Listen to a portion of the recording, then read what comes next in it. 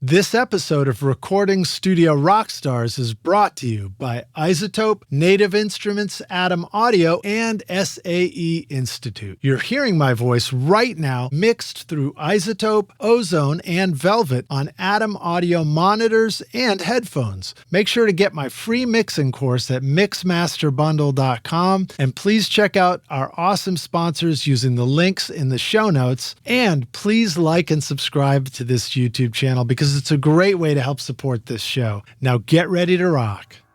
There's a lot of singers that are quite famous that can be very insecure in the studio, especially if they don't feel that they're singing on their game. And it's my job as a producer to not, coddle them, but to let them know that I have your back, because at the end of the day, if you want to know the truth, all I care about is the vocal.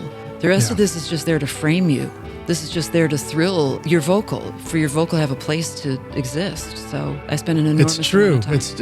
It's difficult to swallow sometimes as a guitarist, but it's true. It is true. Well, if it's not true, that's not to say that the guitars aren't so important, but most people really are listening to the vocal. The vocal tells the story. The vocal tells the story. And even if it's a kind of singer that truly doesn't care about their vocal, I care about their vocal.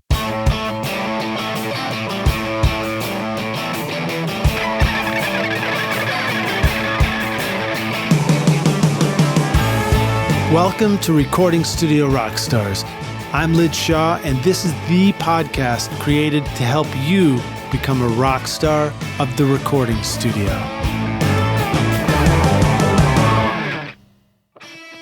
At iZotope, mixing and mastering just got even smarter. Velvet gives you silky vocals with sibilance, learn, de-essing, dynamic tone shaping, and de-click, all in one plugin. And Ozone 11 now includes clarity, upward compression, and AI-powered stem focus to help you master like a pro. Use code ROCK10 for 10% off Ozone or any of iZotope's incredible plugins at iZotope.com.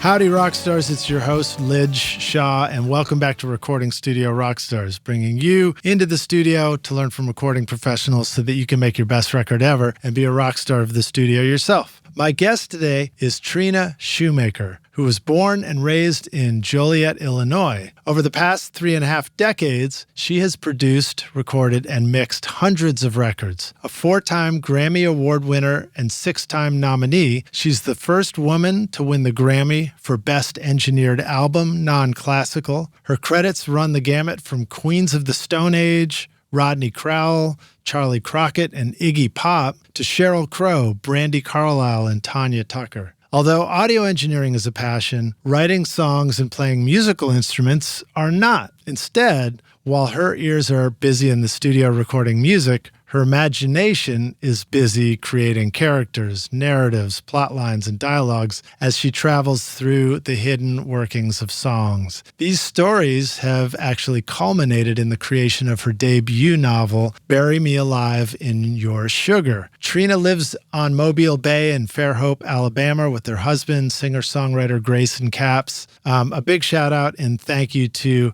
Tyler Bryant for making our introduction. Thank you, Tyler. Please welcome Trina Shoemaker to Recording Studio Rockstars. Trina, are you ready to rock? I'm ready to rock. And thank you. It is so great to have you here on the show. Thank you for doing this with us. You're welcome. I'm glad to be here. And yeah, thank you to Tyler. I worked with him just recently on Rodney Crowell's new record that is not out yet. He produced it, and I recorded and mixed it, and we became fast friends and compadres, and he's terrific. He's a talented dude. He's been on the podcast. I can't remember if we did it one or two times, but his guitar playing is pretty fantastic. Yep. Well, so Trina, welcome to the show. First of all, it's an honor to meet you. I've known of you for a long time. In fact, when I was interning at Woodland Studios in Nashville in the early 90s, right about mid-90, and along came a record for Emmylou Harris, and this producer named Daniel Lanois walked into the studio and all these people were doing that, I was told, oh, Lidge, you really need to go down to, it might have been by one of the other assistants there, you really need to go down to Kingsway sometime. There's this really cool engineer down there named Trina Shoemaker who's making records down there. Actually, I just found out from Dan that Wrecking Ball is being inducted into the album, Rock and Roll Hall of Fame album this year for 2025. It's an inductee to the Rock and Roll Hall of Fame, Wrecking Ball as the album body of work, and I think that's fantastic. That's super cool. Very cool. I think it changed a lot of people's lives. It changed my life. It changed Emmy's life. It also ushered in a new genre in a way. Americana didn't really exist at that time. There was country music, alt rock, and whatever was around in the 90s, but there was nothing called Americana. And I think it helped usher in a whole new genre.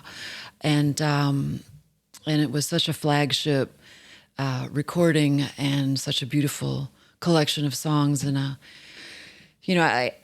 put on Instagram recently, just hollering out that was happening, but I still remember all the reverb, vocal settings, EQ settings, compression settings for Emmy's vocals on every song. Weirdly, and were you there? Did you come up for the sessions at Woodland too? Did I not get a chance to meet you when you were there? Never met me through that. I was the Kingsway side. They came down with half of the tracks already recorded, and then the other half were cut at Kingsway, and the whole thing was mixed there. And I weirdly, and the credit actually is there, I got a mastering credit on that as well as a second engineer, because Joe Gasswort mastered the record, but this was back in the day when we would make cassettes, like listening cassettes for producers, Dan, and he wanted them to sound like finished records. So I would set up at the API with, 2 DAT machines, and he would want to hear them in a certain sequence, but they needed to be all cross-faded. So, of course, each DAT was coming up on 2 faders, and as the song, ended towards one, I would fade in the next song, hit play on that DAT. It all be perfectly timed, because this is all going live to a cassette, so he could go and listen in the car. And on the way, I ran it through some EQs and some compression, the output of both DATs, so that, because he wanted it to sound like a finished record. So he got very used to my listening refs that I would create for him practically every other day after a couple new song, mixes were finished. So then, okay, so the record's mixed, it's done, and the tracks get sent out to Joe Gasswort to master, but he was not happy. Dan wanted it to sound like basically the listening refs that I had been providing him. Wow. So he was out in LA at that point, so they flew me out with the gear that I had used, the actual API EQs in a lunchbox and the compressors, and I flew out there with that stuff and sat in Joe's mastering suite and essentially recreated what I had created at the studio to make the masters. And it was from that experience that I met and became good friends with Joe Gasswort, who forgave me for rolling in. It was Dan who wanted it. And so that was just stuff like that just doesn't happen anymore. Listening refs aren't made like that anymore. And, all of it recorded into like the Sony little tape machines that had the little VU meters on them. They were like the pro quality tape cassette recorders. And anyway, DATs were all the rage. And anyway, so yeah. I bet you missed those terribly, right? It's funny because I have so many DATs. I have running DATs. And again, for those who've never been in sessions as like they used to be, we were still cutting to tape, but we would run DATs for the entire session. So all the rehearsal takes, all the talk between takes, everything went on running DATs.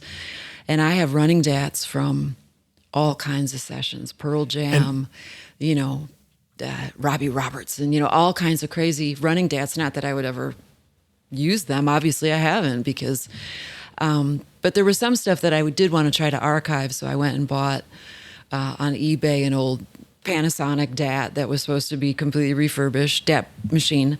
Had it brought to my studio, shipped in, and put the first DAT in, and it just ate it. The tape just disintegrated because it's still tape. So I guess you'd have to, I don't know, bake them or something. All I know is after that I stopped. I was like, well, there's that one destroyed.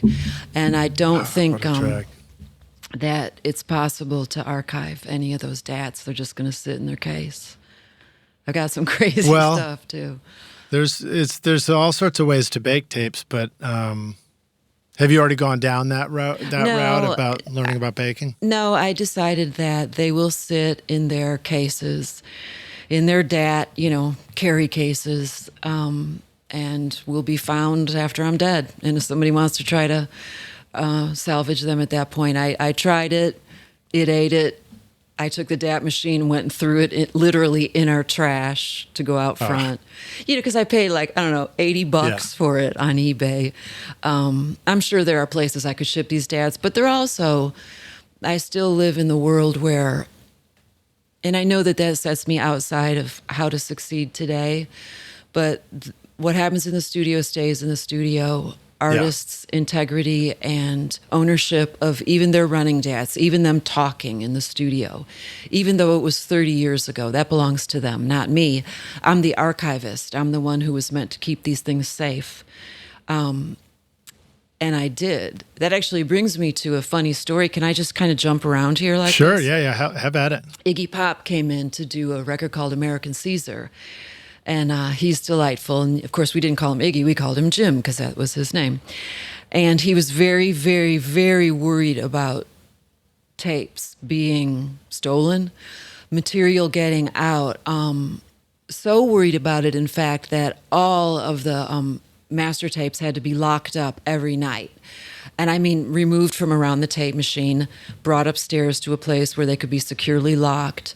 And he decided that only I would be allowed to unlock the tapes, retrieve tapes, because that was back when I was a tape op, back when tape ops existed. So I was parked back by the tape machine all the time. I did all the editing, so I was the mistress of his tapes, and he trusted me. And I was flattered by that, but I was the only one that was allowed to have a key to the tape locker. Not even Malcolm, the producer, was allowed to have a key. And Mark wasn't allowed. Nobody was allowed, just me.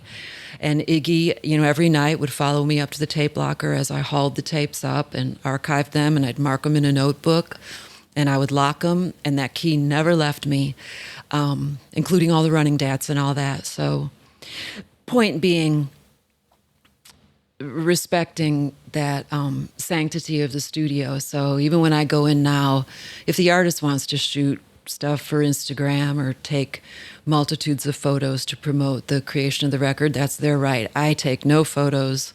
I document nothing. I am a safekeeper for what they expect to pass through me on its way to the record, and I still do that. And it kind of makes me an outlier, but I still believe in that. Yeah, that's great. Cool stories. I'm sure it would have been still quite a trip down memory lane for you yourself to have heard some of those playback as you were transferring them. Well, and I would have heard my 25-year-old voice. I would have heard my young self. One thing back to the Iggy thing, he then at the end of the session gave me a check from Jim Osterberg to Trina Shoemaker for $2,000. That was huge. Wow. That was an enormous amount of money for me because I basically got paid nothing or like $40 a day. That was still a pretty good used car back then. Yeah, it was massive. So anyway, to this day, the day that Iggy gave me that check and had entrusted me with his record on that level, it filled me up with an ability to also trust myself, because I thought, this person, I'm a nobody assistant that lives back by the tapes, and to be singled out as trustworthy meant a great deal to me, especially at that kind of young age when everything felt very fragile, possibly dangerous. Who knew? I didn't know what was going to happen in the studio. Anything could happen. Yeah.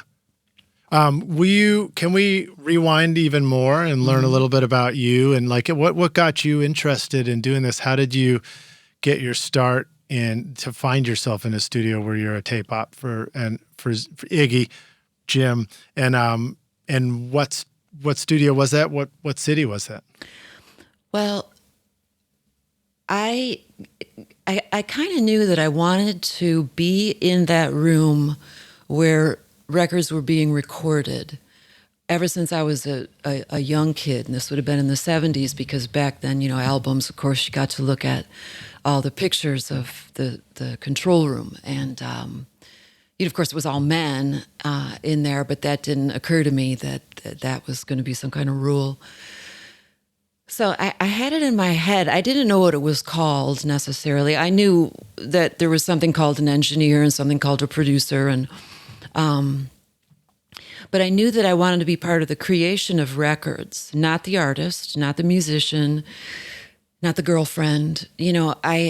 Because I wanted to, as I listened to music, and I listened to a lot of music in headphones as a little kid, an enormous amount of music I would hide in the headphones is where I spent a great deal of my childhood in a pair of headphones.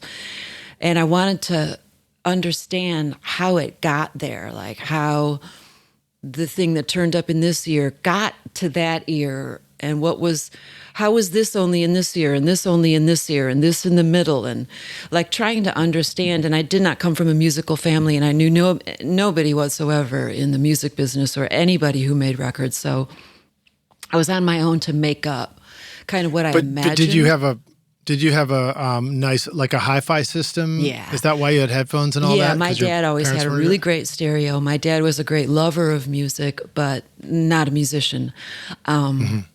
So, from Jesus Christ Superstar soundtrack to the Ink Spots to Sly and the Family Stone to he listened to an enormous amount of music, Paul Simon and Garfunkel, Three Dog Night, like all really cool music. And we had a real cool stereo and records, of course, and headphones. They were the big plastic 70s looking headphones, but they were top of the line at the time. Yeah. And I was also enthralled with the escapism associated with music that most people are, the individualized sense that I got that song was written for me, and that I could own it in that way, that it didn't matter if the artist never met me and I would never meet the artist. That song was created specifically for me. It spoke directly to me. And even younger, as a very, very little kid, when I got my first turntable, I think I was 4. And there was, strife and drama in my family. And I realized I had a great epiphany where I realized that once I started the song, and it could be my favorite song, and within that favorite song, I would have favorite parts. I could lift the needle and go right to my favorite part and set the needle down, and I would hear it, and it would be there. And I could lift the needle up again and put it back and put it down either at the start or at my favorite part, and it would be there, and I could hear it, and I could do it again. So I understood that I could count on songs and recordings of songs to protect me and to give me a place where I could always go. And it would always be there, no matter what else was happening outside of me. You're not going to the beach, somebody's in a fight, somebody's drunk, like whatever was happening outside of the headphones didn't matter, because that could all change with a mood, a fight, a drunken adult, anything. But what never changed was the fact that the needle in the groove was going to give me what I needed. And that would probably be the first time I realized I need to understand how it got in there, how what got in the groove got in the groove. And so I was kind of already postured to immerse myself in music without any of the kind of technical understanding of what was going on. And there's another very, very crucial thing, and I need to just reach in for a photograph, which is right here, and show it to the camera, because it will give a context. One moment. Great.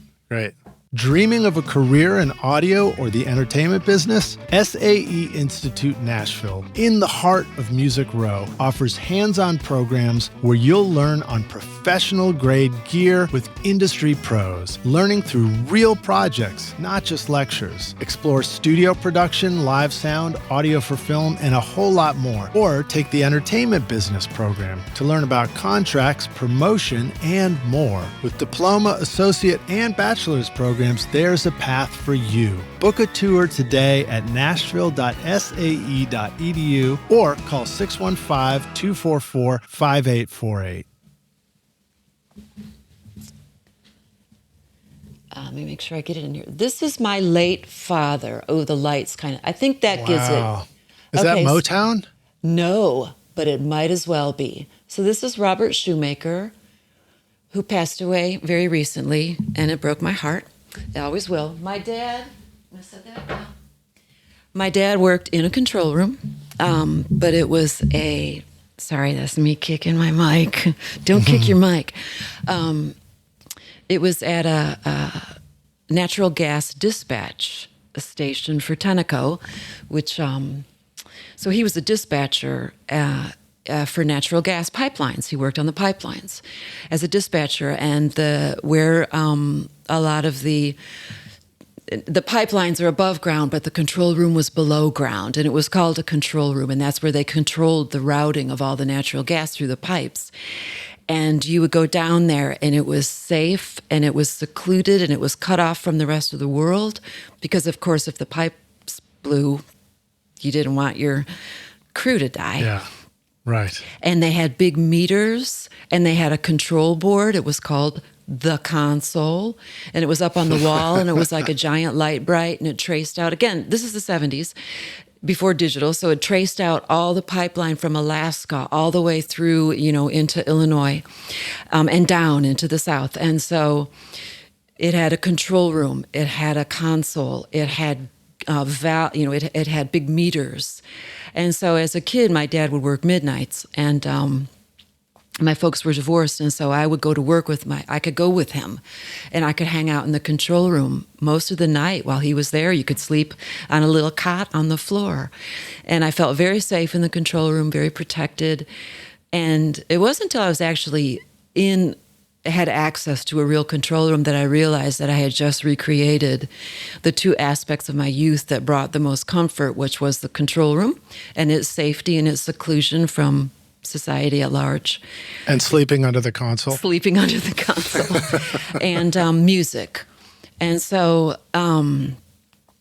that was the backdrop. That was the kind of fertile soil that brought a young woman in the 80s to seek out how to get into the control room, into the studio. And so, of course, I marched myself to Los Angeles when I was 19 and applied at Capitol Records straight away, marched right up to the big circle building in Hollywood, and asked if I could work at the studio. Of course, I had zero skills, and they didn't hire women. They said that flat out. And how old were you at that point? 20.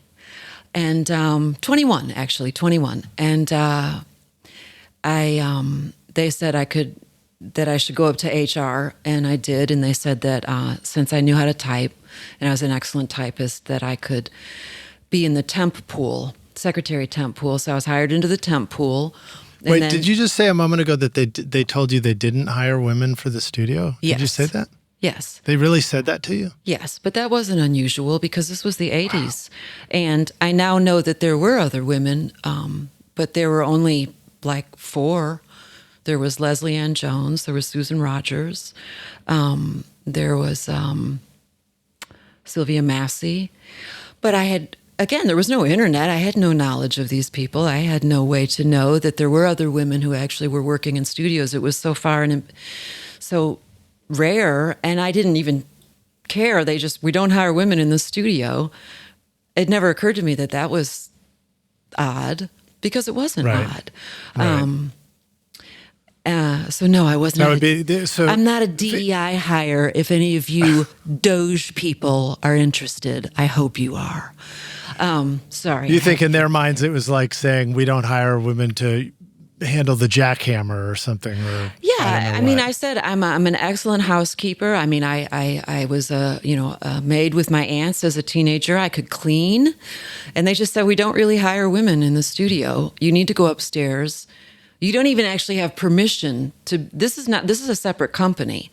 Capitol Recording and Capitol Records, the label, are separate companies. They just happen to be housed in the same building. They said we're not even really sure how you got down this hall, so we want you to leave. They weren't mean. They just said no. So A&M? did you feel discouraged? No, because I didn't know anything. I just thought, oh, they don't hire women. A&M told me the same thing. We do not hire women in the studio. Later, I came back with Sheryl Crow to A&M, which doesn't exist anymore. Now it's Henson. It was just protocol. They didn't want women working in the studio. It never occurred to me that that was anything odd. I just thought, okay.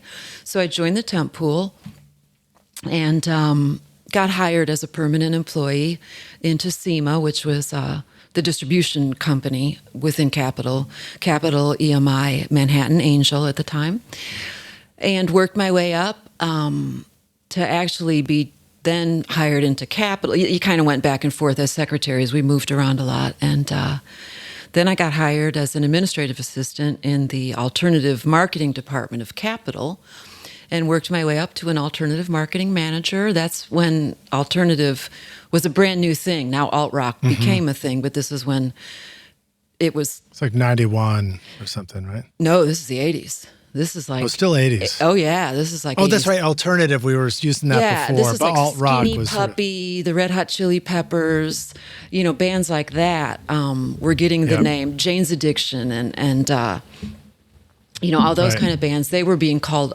alternative rock versus progressive rock or album-oriented rock or pop. So there was album-oriented rock, progressive rock, oldies, and pop. And so alt-rock was this new thing. Anyway, and then one day a friend was actually an engineer down in the studio, and they were recording Megadeth, which was signed to Capitol. So a friend of mine, I found out Megadeth was signed to Capitol Records, and they were doing a record called Wake Up Dead. And the engineer on that record, it just so happened it actually wasn't in Capitol Studios. It was at another major, at Sunset Sound, as a matter of fact. I think it was. Anyway, everybody knew that I wanted to be in the studio. I mean, I got like the... It's called the Audio Cyclopedia. It was a book that taught you everything about recording that was around in the 80s and the 90s. I ordered a copy of that. I had, instruction manuals. I was trying to teach myself by myself. But again, there was no internet, so there was no I'll Google that. And he knew I wanted to be in the studio, so he invited me down to the Megadeth session. And I had met Dave Mustaine and Dave Ellefson at Capitol several times, and they were very nice to me, and so I knew that I would be allowed in because I was one of the label people. A low level, but I was still a label person. So I went down to the studio, and that was the first time that I ever actually walked into a control room when a session was happening. Wow. And I was dumbstruck. I was gobsmacked. And I watched the guy... again, I was with my friend who was like an assistant on it or whatever. And I was watching the engineer punch in and out, and that was the moment. And I thought, I'm going to do this. I'm going to find my way in. I am going to do this. And at that point, as doors stayed closed and I became disenchanted with still being a secretary and not wanting that, I just decided sometimes I don't really believe in fate because I'm very much of a science-minded individual, but I believe in the inability for us to know. And I do get signs from the ether. And I must have got one because I decided to quit my job, sell everything I owned, and move to London, where I hadn't been since I was a child. I did go there once to visit my mother as a child. What year? When did I go as a child? No. When did you go to London? This was 1989. Okay. And there was another artist signed to Capitol Records called Hugh Harris. He's since passed away. And I loved his music. He was absolutely gorgeous, amazing singer, beautiful Jamaican English man. Anyway, that's not really the point. I decided to move to London, and I did. And I got a job at the Portobello Gold as a bartender, a barmaid. And, did you know much about the music and recording scene in London at this point? Nothing.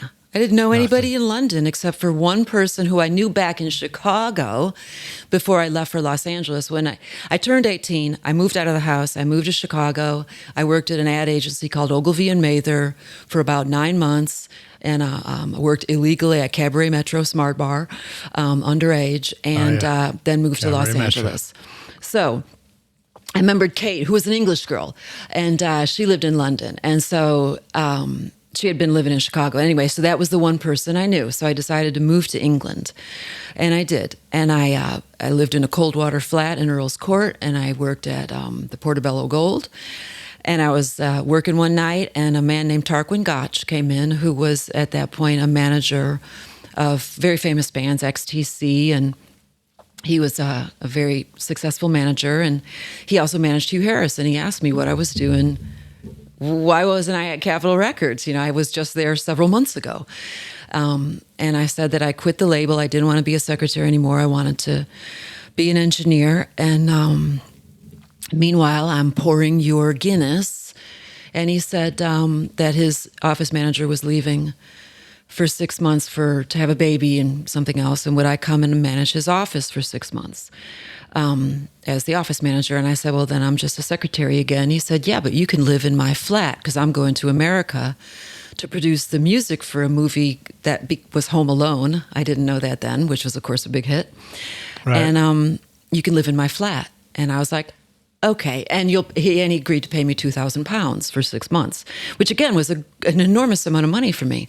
And I got to live in his flat for free. So I did that, and lo and behold, this is the point I'm getting to.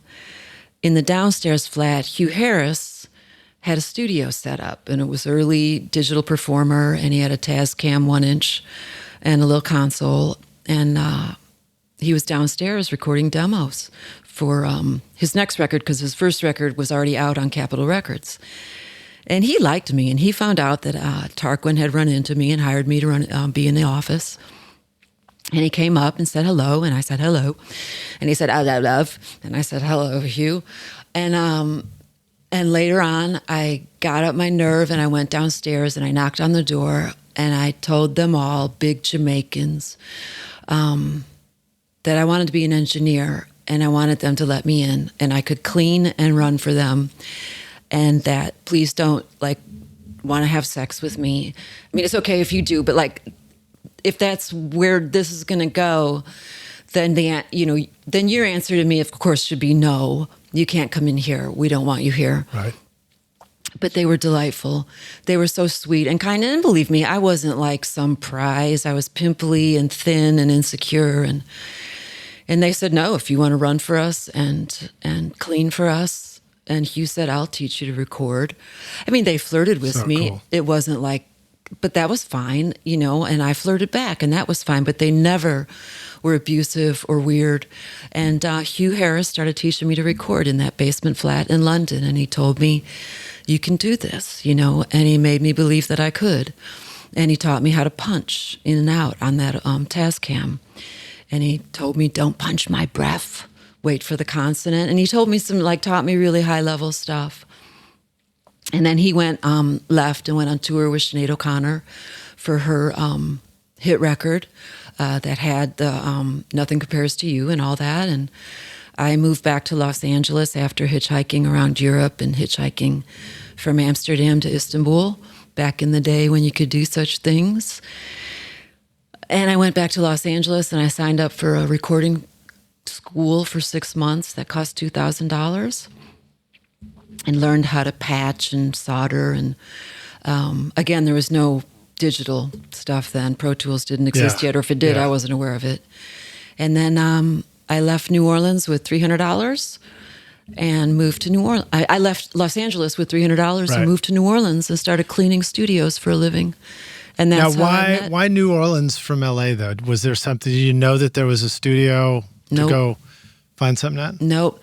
I went to New Orleans because that's another reason. I don't know why I went to London. I just kind of picked it. Yes, I had been there as a child. My mom had lived there for a little while. My friend Kate, she wasn't in the music business, lived there. I knew a name. And I chose New Orleans out of a romanticized notion of the South, a place I'd never been. I wanted to live near water. I didn't want to go back to Chicago. I didn't want to go to New York because that would be as competitive as Chicago. I'm not even sure I'd ever heard of Austin or, I mean, I thought New Orleans, that has a lot of music. I loved New Orleans music. I loved the Meters. I loved Wild Child. In other words, I was aware of New Orleans music. And I also had... The Wild Chapachulas? Yeah, and I had read,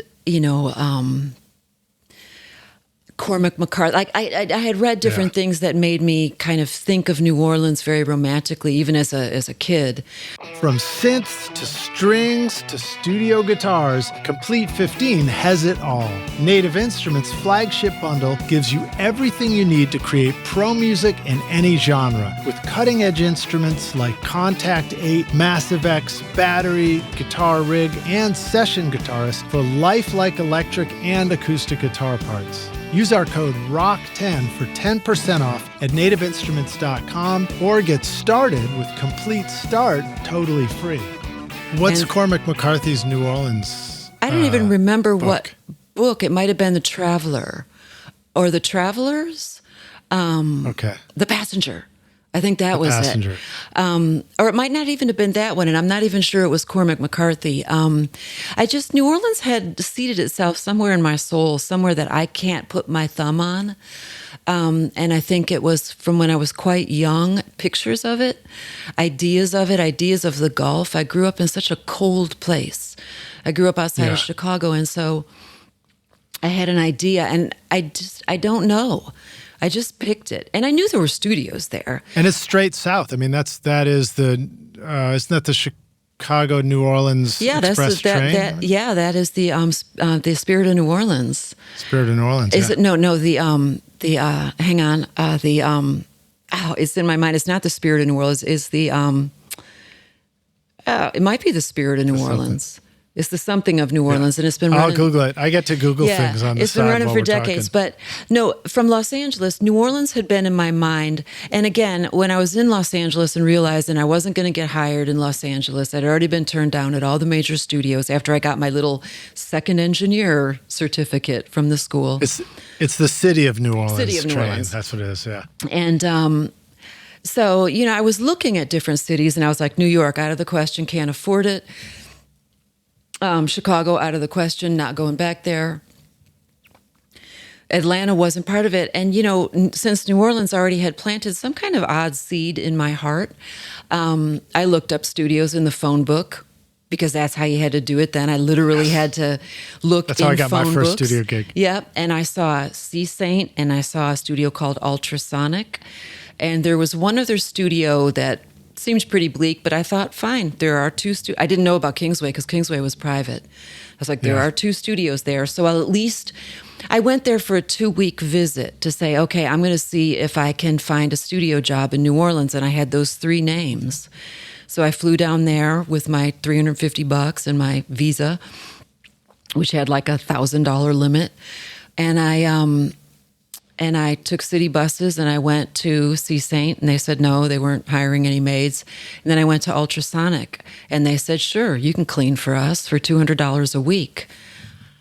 Fucking victory. Yeah. Victory. I'm in. I am working at a studio. $200 a week was massive amount of money at that point because I had nothing and I needed very little. And I literally, met a girl in a bar that was a bartender. She's like, well, I'll rent you a room for, $50 a week. I'm like, fantastic. I still have $150 a week to live on. And I started cleaning that studio, and then I started cleaning other studios, and that was my way in, and that's how I got in at Kingsway too, as the maid. That's awesome. I was the great so awesome. maid that wanted to be an engineer, and that's how I ended up. I specifically remember that $200 a week era. That was full time, $5 an hour. Yeah, and it was, and you could absolutely live on it. I think my rent was $150 a month at that time. And actually later. I didn't have. I mean, I had a car, but I had no insurance for it. I had no health insurance. I cleaned, and I cleaned the studio in the morning, at night, but they basically, I was the runner too, but they didn't want to call me a runner at Ultrasonic. They wanted to call me the maid. But I was welcome. They knew there was an engineer there named David Farrell who works to this day and is a delightful, wonderful, extremely talented engineer and producer. And, I told him I've got my certificate from the LA Recording Workshop that I can be a second engineer. And, he started teaching me about the patch bay. And it was certainly, when my cleaning was done, I was welcome in the control room to sit in the back and learn and absorb. And so I wasn't, nobody blocked me. Nobody said, "You're the maid, sit outside by the toilet." Everybody was very, very nice and open, and I worked very, very hard. Harder than... Big studio, multi-room studio? No, it was a single-room studio, but it's no longer there, but it was wonderful. Gatemouth Brown came through, Irma Thomas, Rounder Records did a lot of work there, a producer named Hammond Scott. I mean, of course, I didn't know who a lot of these people were, but, they were very famous, very, very, Johnny Adams, all the great blues musicians from New Orleans would come into Ultrasonic. So before I even understood what I was being exposed to, I was being exposed to absolute stunning talent. And it was all about, it didn't sound right, David would never immediately just start EQing. He went out there and he moved that microphone. So I really got a ground up education on how to capture sound, what it meant to not molest it, and to color it as little as possible and only in corrective measures, and to capture as much of it as possible, and to only reach for the EQ when you really needed at that point to add or subtract, because the room simply couldn't accommodate you in that microphone based on just physics. And how to get great drum sounds, and what the meaning of phase relationship really was, and how important it was to understand how to make sure microphones are in phase. And a lot of people don't even know how to know if their speakers are out of phase. I mean, I have walked into studios. It doesn't happen very often. A lot of people that have home setups, and I'm like, your speakers are out of phase, right? What? I mean, seriously, they did not know it. And I was like, your speakers are out of phase. And I'm about to actually throw up because I get so dizzy and confused when there's a phase anomaly going on. Now, of course, you can just blow it up on the waveform and look at the phase and put it back in phase. And I'm grateful for that. It makes life easier. But there was a time when you really had to study it, and the speakers hit the phase button. You're like, that's better. Move it a little more. That is perfectly in phase. Do not touch it again. Do not touch those microphones under any circumstance, because we have achieved perfect phase, or as perfect as is possible. And a great sense of pride in that, and a great fatness of track. And I still will get things in phase first and never peak at Pro Tools until after I feel like I've got a great phase relationship going, especially in the drums. And then just to pat myself on the back and praise myself, which I like to praise myself, then I'll look at the waveform and be like, yeah. Then I'll have other people run over and say, look at that, how perfect that phase is. Do you find that the visual representation of phase is as insightful as trusting your ears on the phase? Or do you think it, like, visually there could be wiggle room? Like, an example for me, visually, if you were to scoot a bass note around and visually line it up with drums, it can make the bass sound on top of the beat. I would never do that I'm certainly aware of it, because the relationship of the bass frequency, and let's just say the up, the positive, I even know the math word, but it just left my mind. the positive wave, the whatever. And let's say your kick drum, is the opening transient is up, and so is your bass. That to me doesn't make any fucking difference at all if your bass is down and your kick is up, because they're not relative to each other. They're really not. They're relative only. The drums are relative to the other drums, other drum mics, and then the bass is relative to the DI if you're running two signals. So for me, phase relationship is only relevant to the signals that are recording the single sound. If you got two mics on an amp, of course, they should be in phase. If you're running two signals on the bass, DI and a cab, then they need to be in phase. And all the drum mics need to have a symbiotic phase relationship with each other, with the two mics or three mics you've got on your kick drum, all the snare mics, and then their relationship to the overheads, the rooms, close rooms, far rooms. And no, you can't always have everything in phase. Furthermore, if you trust just the waveform, you're removing the nuance of the beauty of what imperfect phase can also create in the sound. So again, if you've got two mics on the guitar amp, and your ear says the phase relationship that I have those mics in right now, based on their proximity to each other and where the button in or out of phase, and they sound fat and fantastic. And then you go and look at the phase relationship in Pro Tools and think, oh, but really I need to shift that. You have just canceled out harmonics that are being created that are part of your fat sound. So no, I never just rely on what I'm looking for. It's got to, if it sounds great to me, I don't even look at the phase. If there's a problem, when I go and look at my phase perfection on the drums, that's only so that I can pat myself on the back. That's not so I can then refine them. Right. Now, I'm a mixer, so I get a lot of other people's files. And if things aren't sounding good to me, then of course I'm going to go and check their phase relationships, and I'll just look at the waveform. But not unless I'm hearing a problem, because I'm exceedingly lazy with that stuff. That was somebody else's job. And then if they don't do their job and I have to fix it, then of course I'm going to fix it, but only if it's not sounding right. I don't go and study other people's waveforms to see if I can catch them being, out of phase. And I do a lot. There's a lot. But sometimes, some of the greatest engineers, and I know them personally, they'll send me some and I'm like, oh, dude, your overheads are out of phase. Because they might have just had them punched in at the board, corrected it, and then forgot that, oh, I should go and, So, a lot of forgiveness to engineers, because you're under a lot of strain and a lot of stress. And anything I can do to make their tracks sound better is my job. But I'm just turned on by sussing it out with my ears, because it's a process that I really enjoy. I love leaning over the console if I'm tracking. And that moment when it's like, okay, now I'm going to check the phase, and that. Yeah. Okay, or I step back. I'm like, okay, push it in again. No, take it out. And just that's all part of the great process. Do you ever recruit somebody in the back of the room and say, hey, I'm going to flip this button and let me know which way it sounds better to you on the couch? Yes. Of course, how it sounds on the couch is only. There's a relevance to me, but it's not a big one. I want people to enjoy it back there if they're listening, but mostly I care about how it sounds in the exact location that my seat is relative to the speakers and in the golden triangle of where it needs to matter, because that is when it's going to translate to the outside world. How it sounds back to people on the couch in a control room has no bearing other than that moment in the control room.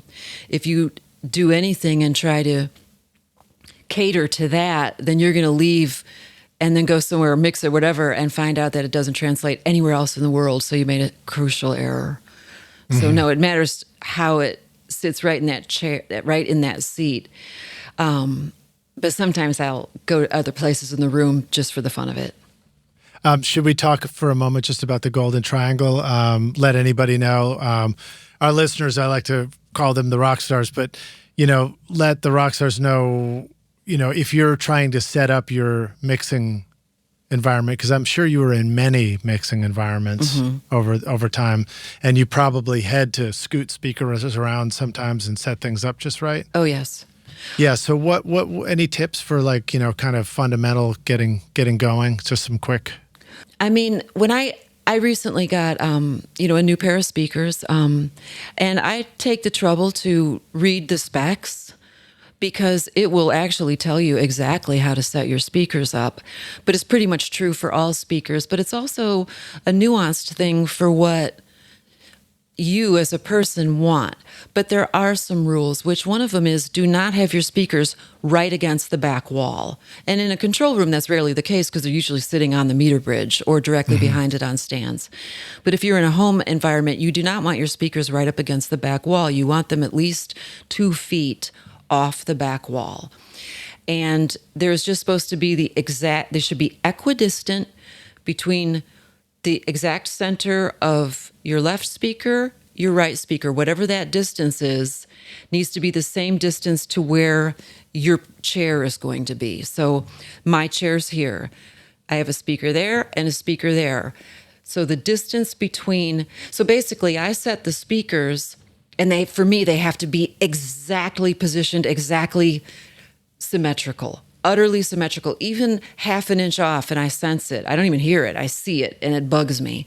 So then I measure that distance, and let's just say that's, 7 feet. Then from the, tweeter or the center of that speaker, 7 feet to this chair and this chair, 7 feet. So you make a perfect triangle with your speakers. And I set my whole studio up based on making sure that I have that. I have my speakers where I'm comfortable and I think they sound good. And also, they're not behind my Pro Tools screen, or they're just in a good place where I feel comfortable. Then I make sure that that's where my chair ends up. And if I go into a studio, it's usually already kind of set up for you, but I'll, spread them out. If somebody has them in too close, then I'll spread them out so that I can measure and say, okay, is 6 feet. My chair to the meter bridge is, at this angle is 6 feet. Then I need to make sure I just recreate that triangle. And it's just really important, and it makes a big difference. That's cool. That's cool. And then do you have a console in your studio, or are you sort of doing more of a Pro Tools setup with a tabletop? No, none of that, because I started inventing my home mix studio really early on when everybody started kind of doing it. I would love to have a console, but I can't afford one, so I don't. But I have Pro Tools, and then I have a summing amp. And the summing amp, I plug in my EQ, my analog EQs. And so I have 16 channels of analog EQ that goes through my summing amp. So I come out of Pro Tools into 16 analog EQs. And I can also plug in compressors at that point because it has an insert. And then the output of the summing amp is stereo, and I print that back in. So I have an analog limiter over here. Everything, I essentially have a 16-channel analog console without the faders. Awesome. So it's all analog over there. So I'm running kind of both. It's all of my EQs are analog, compression is analog, and my bus limiter is analog, and then I print back into the session. And it's what I can afford, and it reminds me of the old days because, it just means that if I want to use my beautiful original 550, and this is even before 550As, it's a 550. It came out of an API console. It is so old and gorgeous. And I want that EQ on a track. I pump it through, I EQ the track, I print it back into Pro Tools, then I can reuse that EQ in the mix. So I'm constantly re-recording people's tracks they send to me with the EQs that I want back into the session on a playlist, of course. And then ultimately, once I've got all that done, just like we used to do when we had limited tracks, it'd be like, okay, or limited gear, bounce it through to a new track. So, okay, now we have that EQ on that track, and then, you record over the original track, of course, and so you're constantly kind of recreating sonics based on a limited amount of gear, and I still work within that paradigm. Probably helps if people aren't sending you 160 tracks for a song, huh? Well, if they do, they're going to pay a lot because I charge by the hour. But no, if they got, 30 backing vocals, ultimately I will ask them to give me stereo blends. Yeah. Unless they want to really pay for an extra 5 hours of me sorting through 40 backing vocals, forget it. I'm not going to do it. Yeah. That's the producer's job. And if they want me to produce their mix, they can give me that credit too, because if I'm going to have to sort through all those backing vocals, that's what the producer needs to be doing and sending me a nice stereo blend. And if they do that, then I'll just hide all the source tracks, take the stereo blend, EQ it the way I want it, and print it back in. So I treat everything just like I'm on a 16-track tape recorder with a 16-track console. Super cool. It seems to be working. iZotope is truly amazing for mixing and mastering your music. Check out the new iZotope Velvet plugin featuring intelligent sibilance learn de-essing that automatically detects harsh frequencies, dynamic tone shaping with lift and tame controls, and transparent declick to clean up mouth noises, pops, and clicks, all in one easy plugin for polished professional vocals. And now Ozone 11 takes your mastering game even further with the new Clarity module for adaptive spectral enhancement, upward compression in the maximizer for increased punch without losing dynamics, and stem focus to process individual elements like vocals or drums with surgical precision. Use the code ROCK10 to get 10% off Velvet, Ozone, or any fantastic plugin at iZotope.com. Howdy, rock stars. We're back now for the jam session, aka the second half of the show. My guest today, very special guest. We have Trina Shoemaker joining us here on the podcast. Trina, are you ready to jam? Yes. All right. I know it's not entirely a fair question because we led with the fact that you don't play guitar or an instrument, but you jam in the studio. I mean, don't you feel like mixing is a form of an instrument? Don't you feel like your studio is an instrument? Yeah, you know, if I had any kind of regret about my career, I have no regrets. But now, as a person of nearly 60 years old, that has, well, frankly, an enormous sense of feel and time and groove, and I have excellent pitch. I mean, I can sing, and I do backing vocals when I'm absolutely forced to.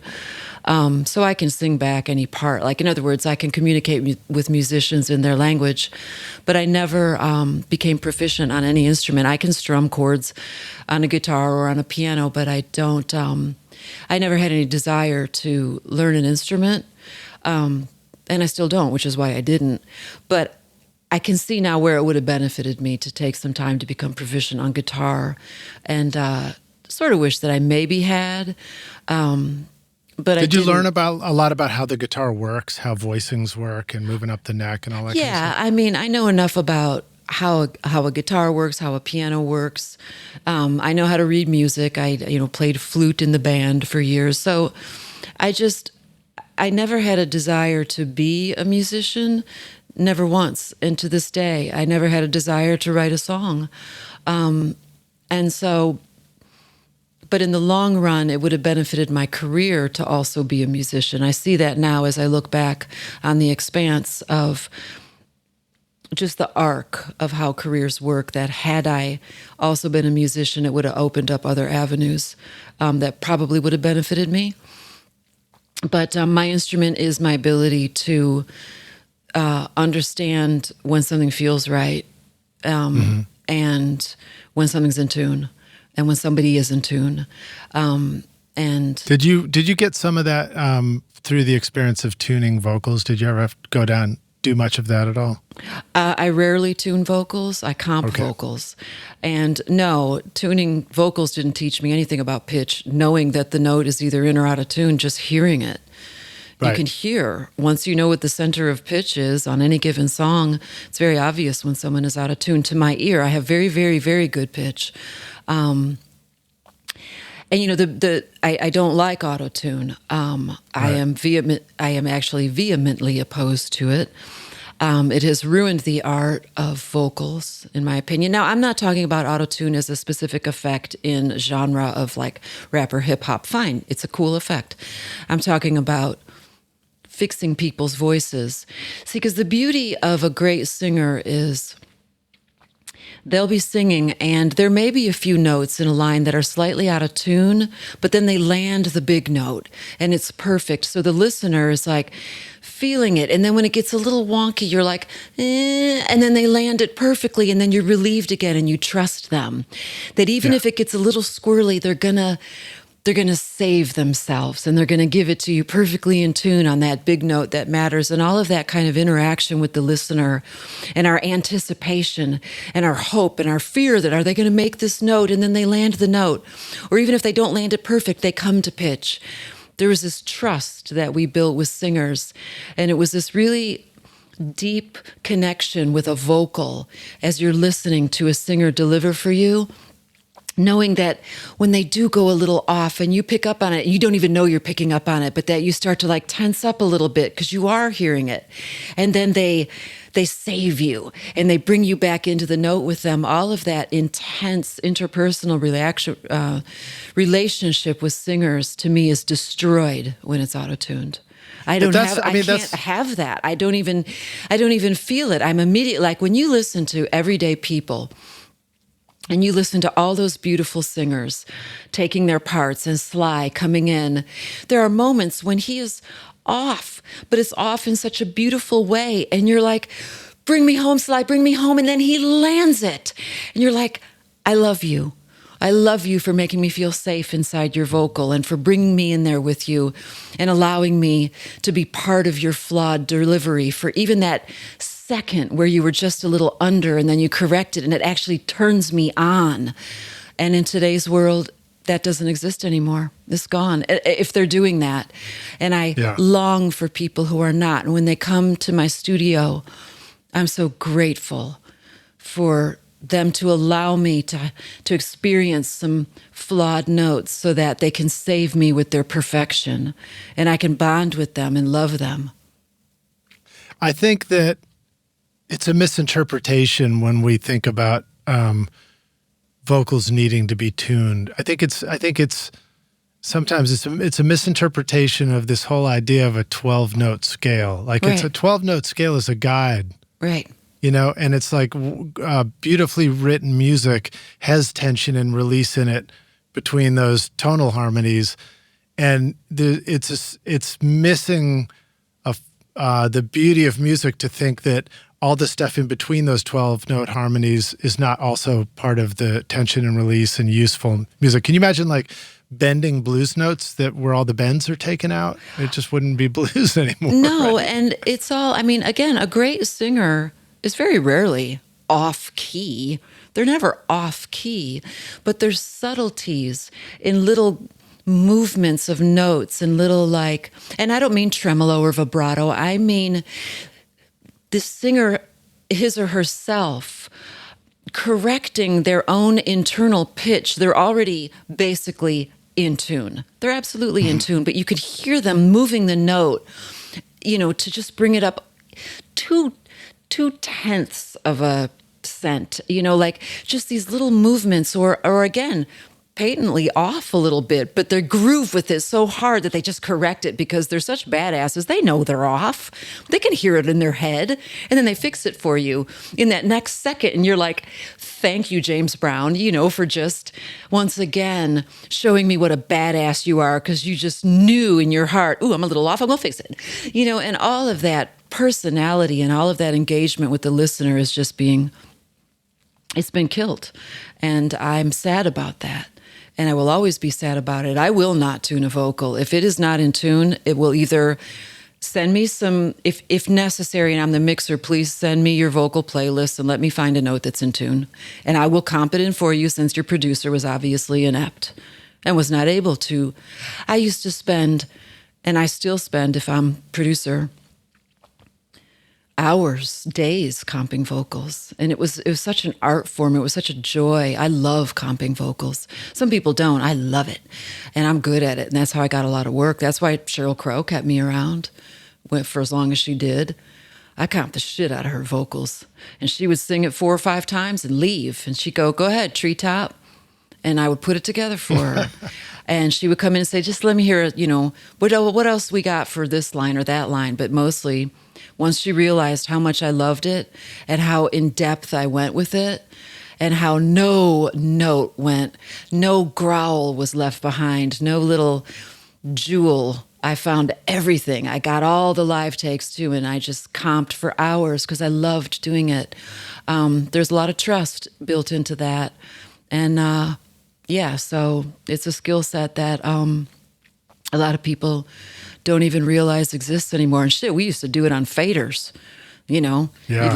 you remember lining all the vocals up, comping to the new track. You'd have to put tape on the faders because, you knew this one, the optimum level couldn't go past here on this fader, but on this one, you needed to go, 2 dB higher for it to so level you're matching level as well between takes. Well, yeah, for a whole line, you'd have to rehearse the line. And if you're having to move really fast and you knew that, track on, channel 21 for this line needs to, the terminal volume needs to stop at X or whatever, and on 23, the terminal volume needs to be quite a bit lower.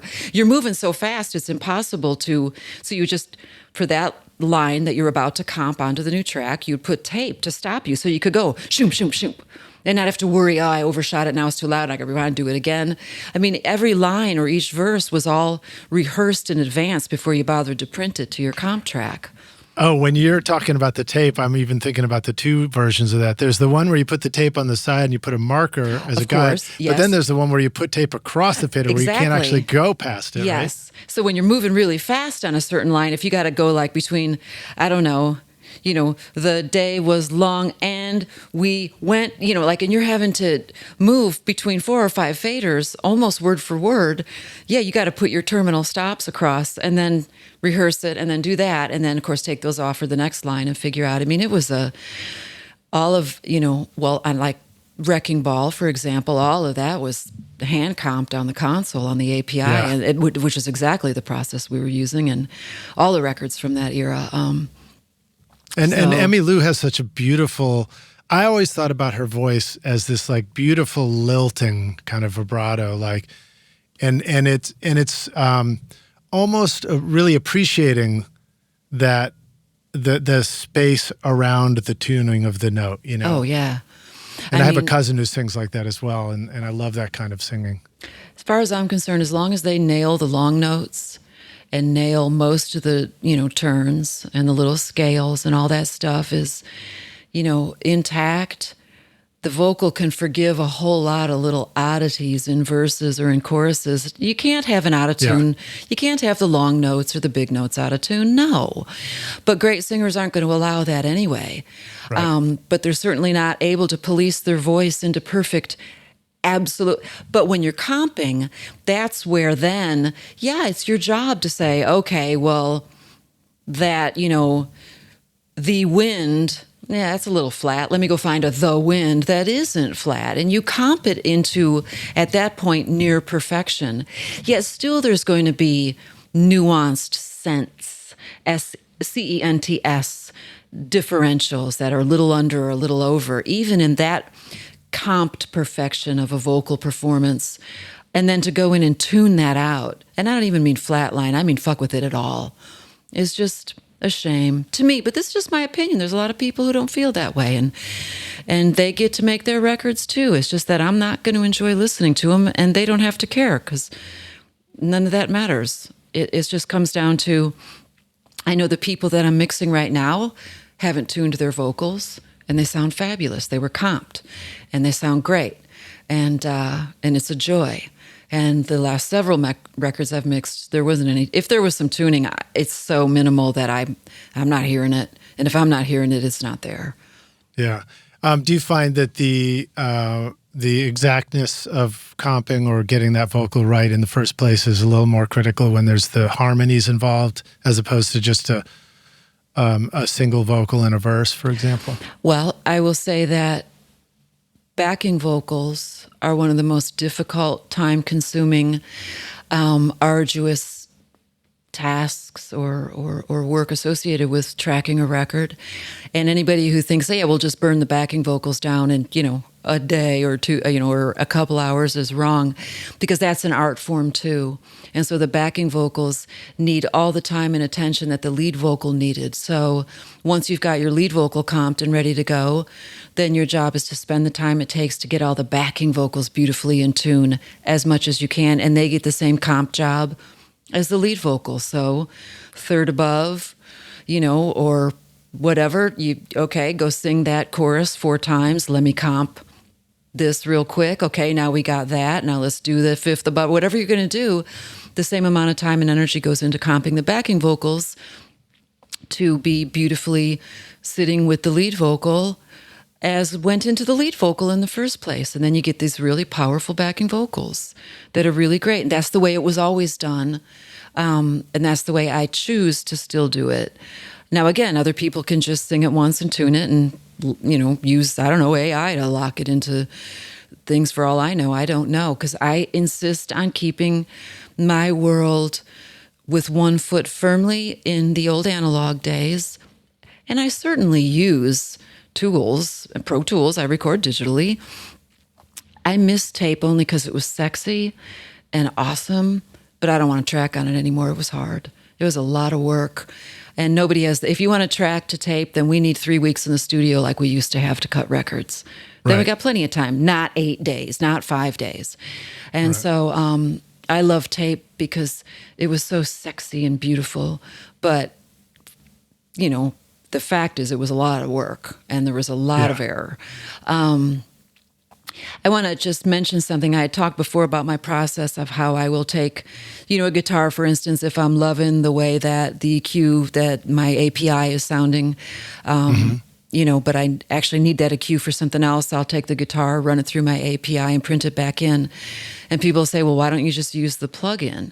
Well, I could. I have all the API plugins too.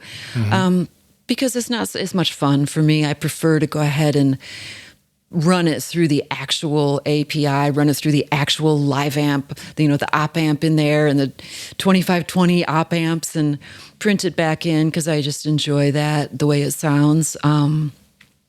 It's not that I don't think the plugins are great. I don't like to run a lot of plugins, and I don't. I prefer to just make myself get the tone in an analog thing, because they are surprised then, because a lot of theirs may have been done with just plugins. And so they get back a mix that's largely analog. And everybody always ends up pretty thrilled. And so it seems to work. But yeah, I use plugins. I just don't use a lot of them.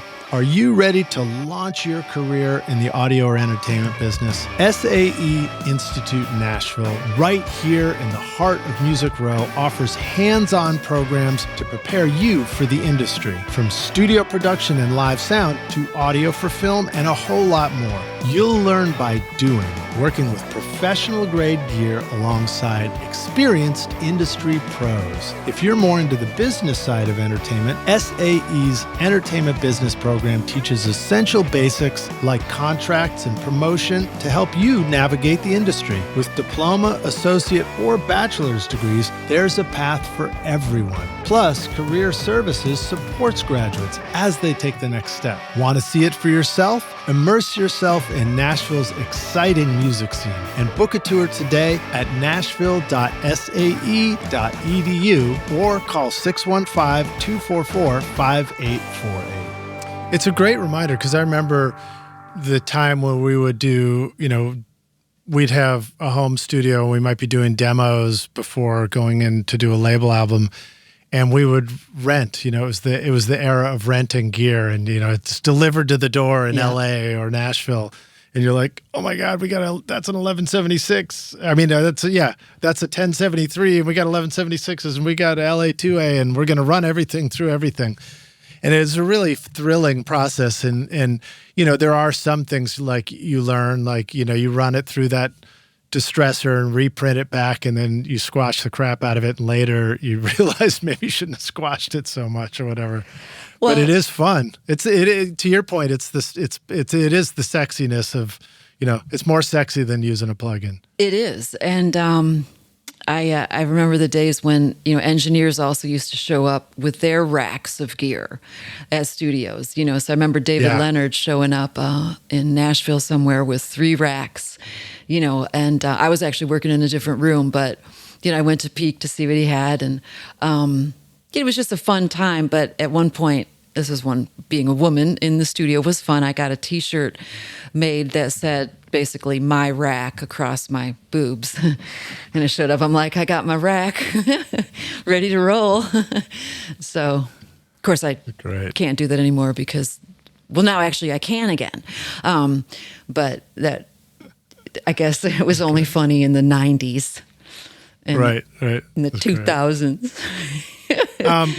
I still have a T-shirt.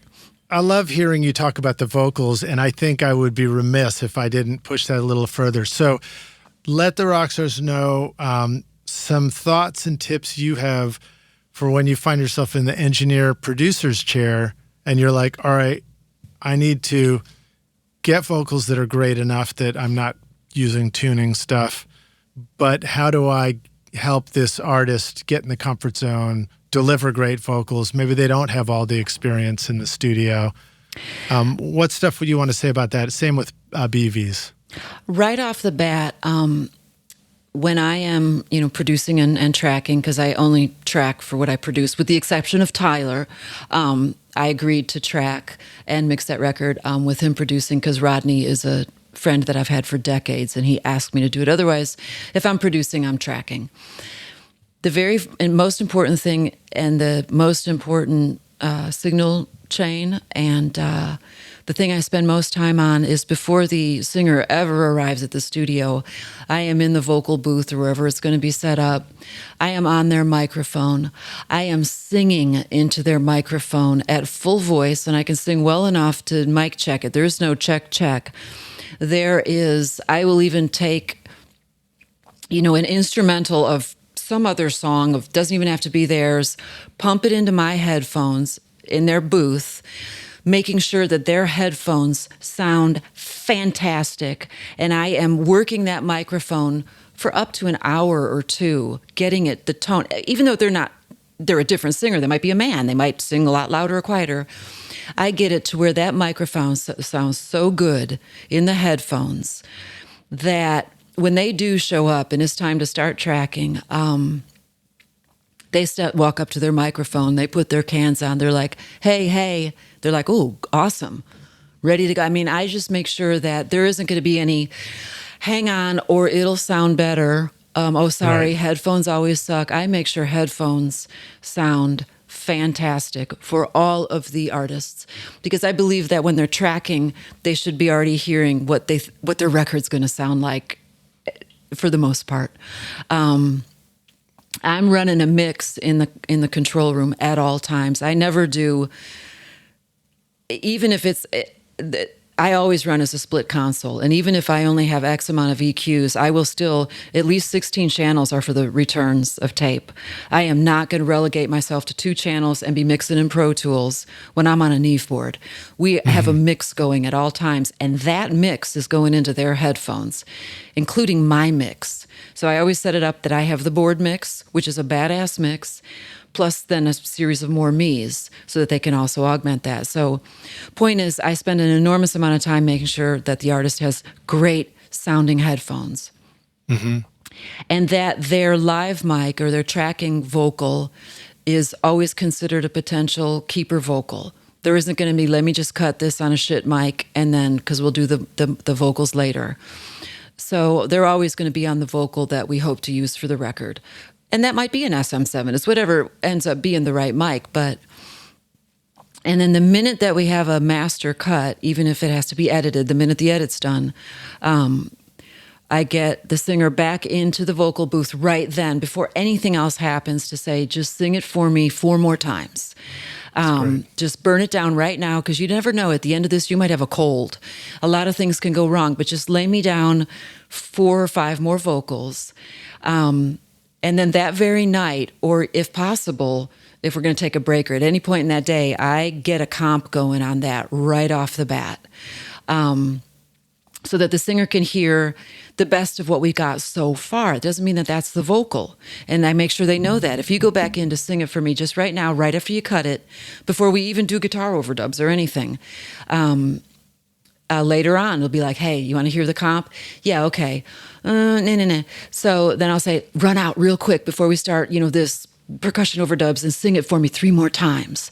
And then, maybe that night in my hotel, if I need to, I'll bring my rig and I'll comp that to beat the comp. So then I already have the comp that I made earlier in the day. Then we're going to play beat the comp, and I comp in these new tracks. And so I'm constantly, there's not this big, great, let's go comp the 19 vocal tracks.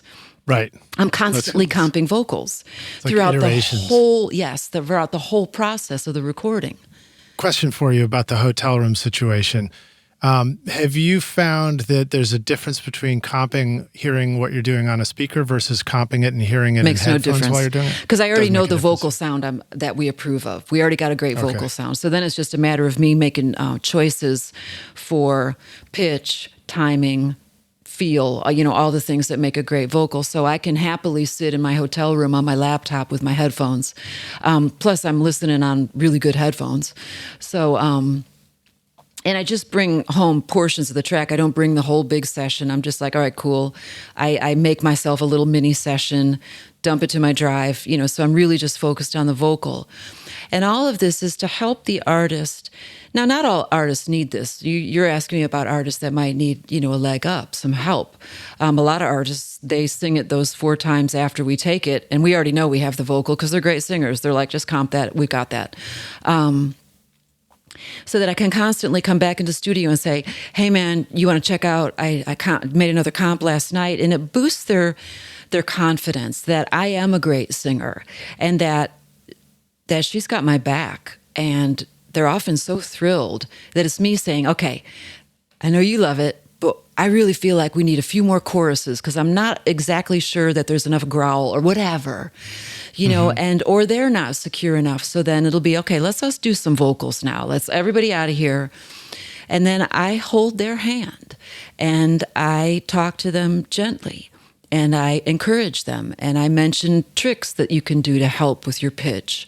Lyric sheet right next to you in the control room? Absolutely. Right there the whole time. And by then I've memorized the song. And I memorized songs right away.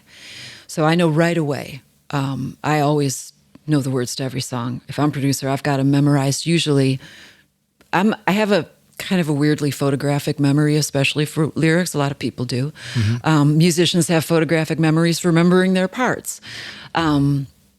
So I usually have them memorized really quickly. I actually, if I'm producing, I already have the lyrics for the songs way before we go in, and I've already memorized the lyrics before we've even started tracking. That, I believe, is part of my job. As producer, I have spreadsheet upon spreadsheet that I go into the studio with. I am ready with my spreadsheets, and I memorize the songs in advance. And they could write in the studio, sure, or change it, and that also helps the songwriter, the band, whoever, feel secure that they have my undivided attention. It takes quite a lot of time, but I always do spreadsheets. Right. So I hold their hand and I remind them, and it's not just new artists. There's a lot of singers that are quite famous that can be very insecure in the studio, especially if they don't feel that they're singing on their game. And it's my job as a producer to not, coddle them, but to let them know that I have your back. Because at the end of the day, if you want to know the truth, all I care about is the vocal. The rest of this is just there to frame you.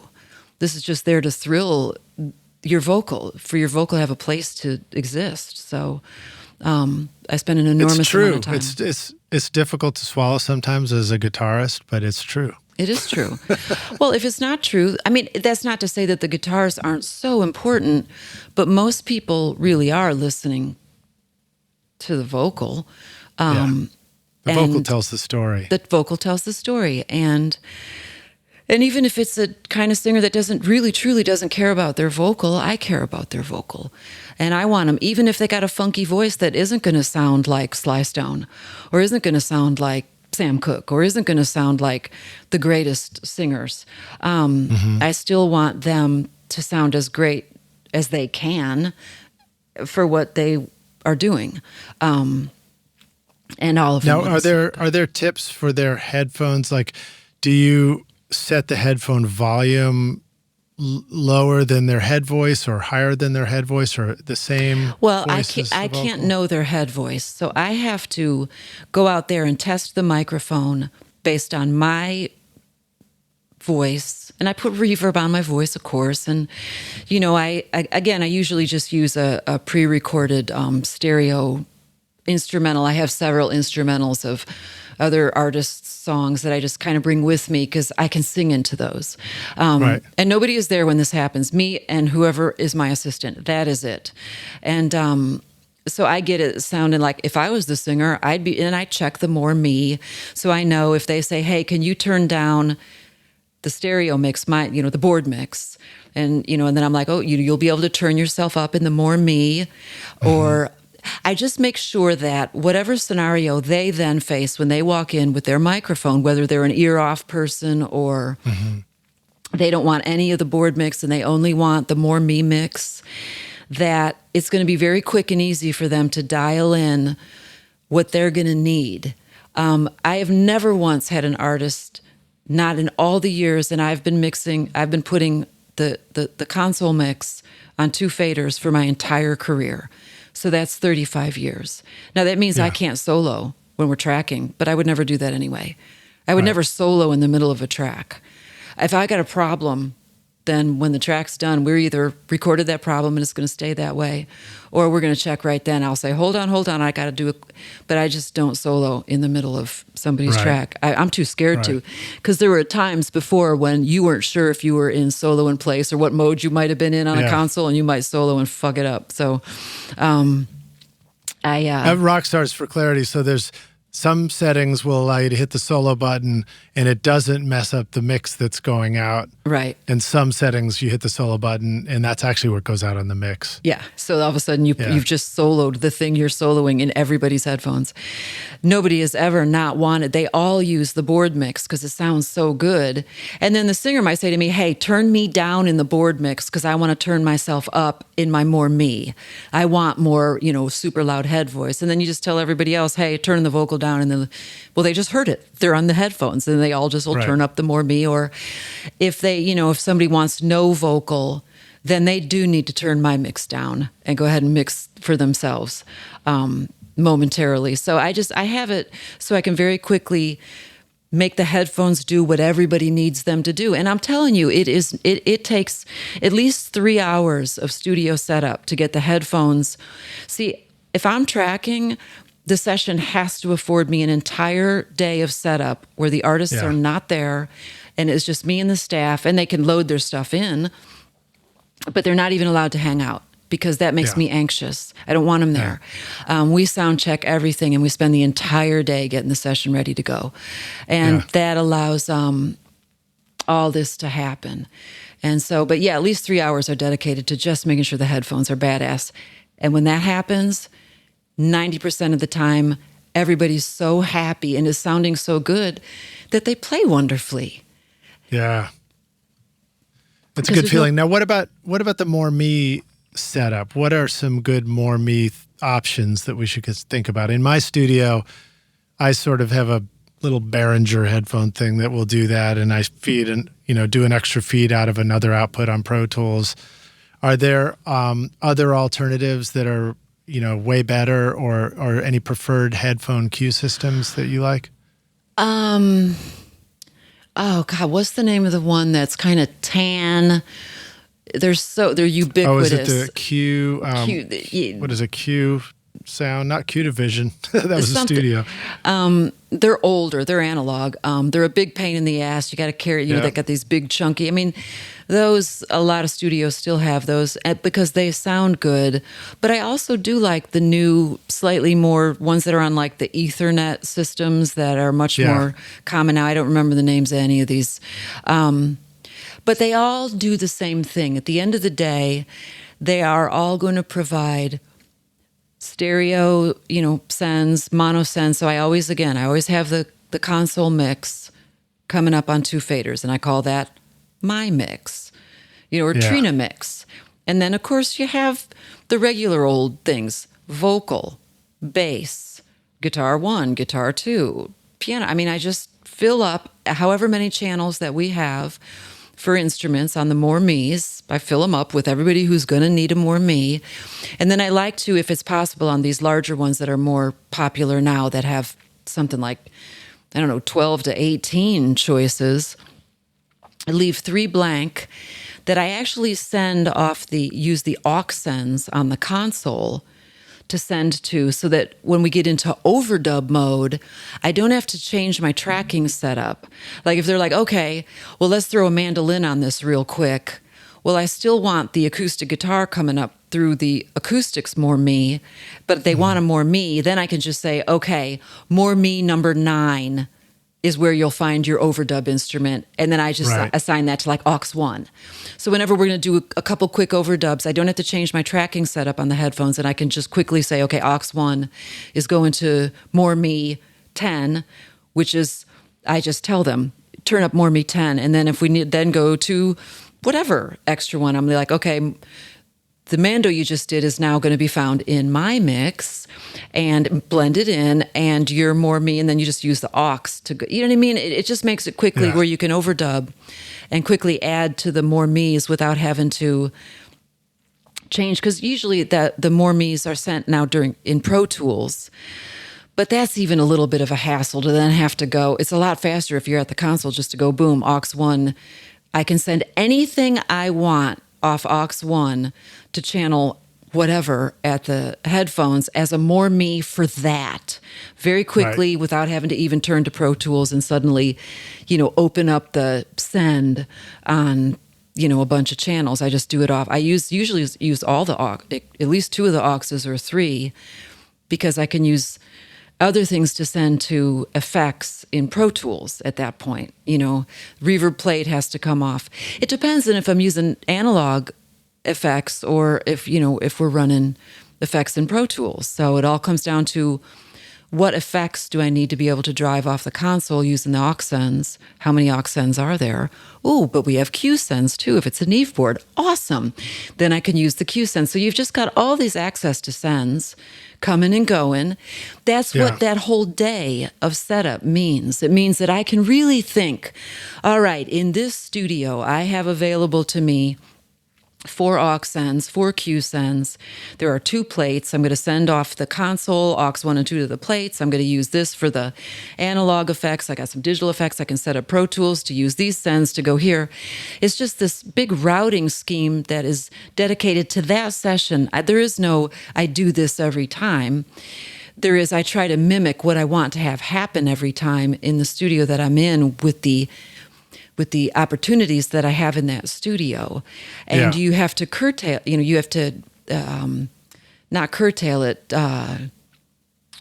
Just like customize it? Customize it to that studio. And that takes me a whole fucking day to figure out studio to studio. Because I don't have my own tracking room. If I had my own tracking room, of course, I'd have it all set up exactly how I want it to run for every session. That'd be fabulous, but I don't. You'll have it when you want it. No, I don't ever want it. I like going. You don't ever want it. No. I don't want that. I want to go to other people's studio. I would like a console for my mix room, but if someone would like to give me $80,000 to do that, that'd be great. Meanwhile, one of the things my son is getting a console in terms of a college education. Yeah, I know that. I know how that goes. So one of the things that comes to mind when you talk about setting up this more me headphone send from the console that's so cool about using a console is the more me happens straight from the mic back to the headphones. So once it's recorded into Pro Tools and played back, it doesn't have the more me boost anymore on playback, I guess. And no, not correct. right, because the more me, okay, so first off, we're in record. I'm, of course, monitoring back on 16 channels on the Neve board, right? So I'm actually taking a send pre-fader, pre-master fader, or post-master fader, I don't really care, and I'm actually patching that literally into the headphone mixers on channels 1 and 2, let's say. So that they're hearing the real-time recording, and of course any playback, because again, I'm treating it like an old split console where, I mean, half of the console is dedicated to monitoring. Yeah. The more me's are coming off of, used to be we had to send them off of auxes, but now that can happen in Pro Tools. So let's say the vocal is coming off of the vocal channel in Pro Tools, the vocal track, not as like a bus send, but as an actual hardware send. So out of send, I don't know, whatever, 40, and that is plugged directly into More Me 3. So they're hearing that while it's recording, but they're also hearing it when it's playing back, unless I go and mute all the More Me's on their headphones. Right. That's one of the challenges I run into with More Me sometimes is when you go to add more instruments for the same player, I have to remember to go, turn off the previous More Me on a vocal or whatever. That's why when you start to get into adding anything other than your tracking setup, I set up those aux sends and try to save at least 2 More Me channels on the headphone mixers. We just got balloons on this video. That was wild. I don't know why that happened. I'm not doing that. Thank you. I don't know. I think it was a party. You're about to reveal something so celebratory that we need balloons for it. Maybe that's it. That's why I save those. I try to save 2 headphone channels to be hooked up to aux sends off the console for that exact reason. Because then when the acoustic guitar player wants to then throw on a double or a mando or whatever, their acoustic channel is still just their acoustic More Me.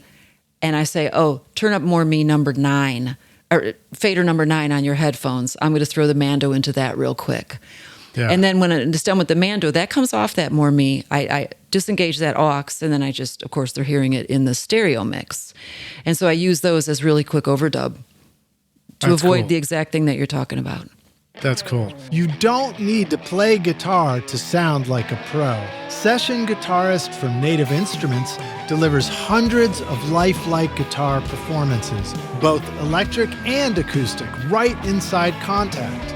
Whether you're laying down rockin' electric riffs or warm acoustic beds, you'll get 154 electric guitar patterns and over 250 acoustic guitar grooves for strumming and fingerpicking, all grouped into song-ready presets. Dial in recording quality tone with built-in amps, cabinets, mic modeling, and effects. You can drag and drop MIDI into your tracks effortlessly, then tweak tempo, tuning, and feel to fit your song. And with new session packs on the way, you'll never run out of inspiration. Visit nativeinstruments.com, use the code ROCK10 for 10% off, and bring full guitar performances to your next track. No more blisters on your fingers. One of the things that we haven't talked about yet, which maybe is a Can I please hit my vape real quick? Do the people care? Let me drop. No, they don't care. They don't care. It's tobacco. You can just do it while we're going. It's tobacco. So the thing we haven't talked about yet is one of the reasons why maybe you don't build another studio for tracking is because you have a new interest too. And to your point of memorizing all the lyrics and being great with words, you're a writer as well. So tell us a little bit about your interest in writing novels and Bury Me Alive in Your Sugar. That's the title of her book. Yeah, it's. I didn't just ask her to bury me alive in Your Sugar. It's the working title. My agent suggested my original title for the book was first The Engineer's Song, and they said that was too boring, and then it was The Hidden Workings of Songs. And I think they also felt that wasn't punchy enough. So we changed it to Bury Me Alive in Your Sugar, which is something from within the book. But let me digress. It's a great title. Thank you. Okay, great. I'll let her know.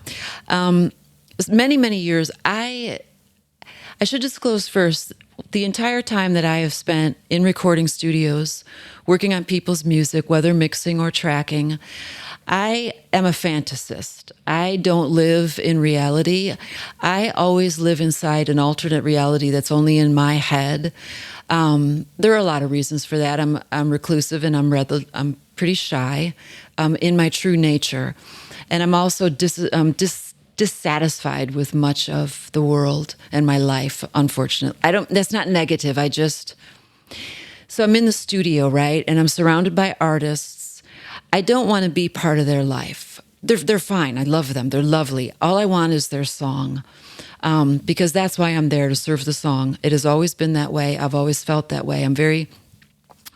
I don't want to hang out. I don't want to party. I don't want to play music with them. I want them to play their song and go away and let me, because I'm inside the song. You see, I live inside their song, and that's where I belong. And I live in the hidden workings of songs. While I'm in there, it is just me alone in there, and it's a whole world. So I started to realize many, many years ago, decades ago, that while I was in the hidden workings of songs and lost in other people's songs, I started creating worlds that existed, and that went along with my whole childhood propensity to create narratives inside my head.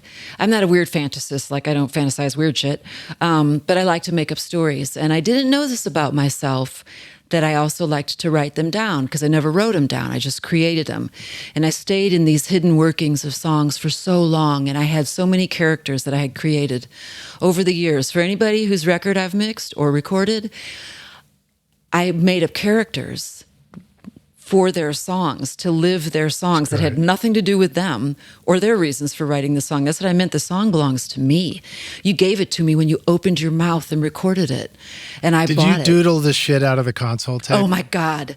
In ways that if I had any of my console tapes, I could set up a museum. My characters are there, and I made up completely fictional characters to carry on completely fictional narratives that were taking place in the studio alongside what was really taking place. I could literally look over and see my character, Everlee, sitting next to me instead of who really was. And I gave them not even the songs I was recording, especially if I didn't like those songs. I gave them the songs I wished we were recording. Sorry, but it's true. It's so fascinating. Anyway, so the long story short is I started writing these things down in around 2017, 2018. I started actually writing them down. And I found out that I had started creating a plot and a whole story. And I found out that as I kept doing it, that I had over 100,000 words, that I had a 350-page story going, and the story covers all kinds of stuff. It takes place with a recording studio backdrop, because that's all I know, of course. And the publisher was, can we get this down to 100,000, right? Yeah, it's not the publisher, it's an agent. I am not yet published, but exactly what happened is this. So I wrote this fiction, and the fiction takes place in 1995 in the city of New Orleans, and my heroine is, of course, a young female engineer, because what the fuck else am I going to write? I can't write a cop story. I'd love to, but I don't have any, that's not my life. And she suffers from type 1 diabetes, which my sister suffers from. So it's been a disease that's very debilitating and was very scary in the 90s. It's not as scary now. And I don't mean type 2 diabetes. I mean childhood diabetes and needles and death. Type 1 is insulin for your life. Right. Yes. The type 1, you will die without insulin. And type 1 is very scary. Anyway, so she has type 1, and that helped me to, come to terms with my sister's struggle, and I'm very, very knowledgeable about that disease. And I give her that disease, and it's a struggle of the digital, the collision of digital and analog that took place in the 90s, and the trauma that took place, but also my heroine's intense relationship with the equipment. So there's the Mighty Neve, anthropomorphized, the Big Studer. These are actual characters, but it's a love story. It's a fantasy. It has murder in it. It's complete fiction. It's my crazy mind. And my friend Rodney Crowell, who was the record I was mixing at the time, I spoke of it very shyly, and he's like, well, I want to read that. And I was like, no, nobody's ever going to read it. It's just going to exist, and it's going to be there when I'm dead. And I've actually already started another book. And he made me send it to him, and I did. And he read it, and frankly, he loved it. It needed a lot of work, because I didn't know what the hell I was doing. But he sent it to a man who used to be the editor-in-chief at Knopf. I mean, he edited Cormac McCarthy. He edited Larry McMurtry. Wow. He was one of the heaviest hitter editors in the world. And he retired, but he is a friend of Rodney's, and he accepted my book to look at it. There wasn't anything he could do because he was retired. But he got it, and I thought, well, there's that. That's over. And he read it, and he called me, and he said he loved it. And if he was still at Knopf, he would have signed me already. He would have bought my book, but he couldn't because he's retired. So he sent my book to David Gernert, who is an agent, runs the David Gernert Company, who's a very esteemed agent, one of the biggest agents in the world. And he gave it to one of his agents, Anna Worrell, and she loved it, and they signed it. And they said, we don't know if we'll be able to sell your book, but we want to sign your book, and we want to sign you as a writer and see where we can take you, but you need a lot of editing on this book and a lot of work. And I told him, I'll do whatever you say. Just like I think some artists should do with their producers. You're like, have you seen me comp a vocal, guys? Yeah, these people know what they're doing and I don't. So I said, they told me that I have a writer's voice that they've never heard, and I didn't even know what that meant. And so I said, then tell me what you want me to do to get my writer's voice out there. And they said, we want you to rewrite the whole book. Rodney warned me that that would happen. And I said, cool, I'll rewrite it for you. They said, because it's your voice we're after, and you got problems with your story.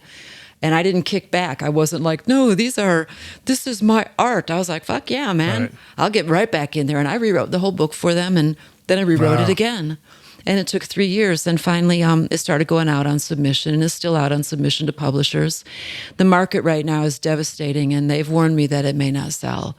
But they do want my comforting? Is it comforting to know that it takes some of us 3 years to finish our record too? Yes.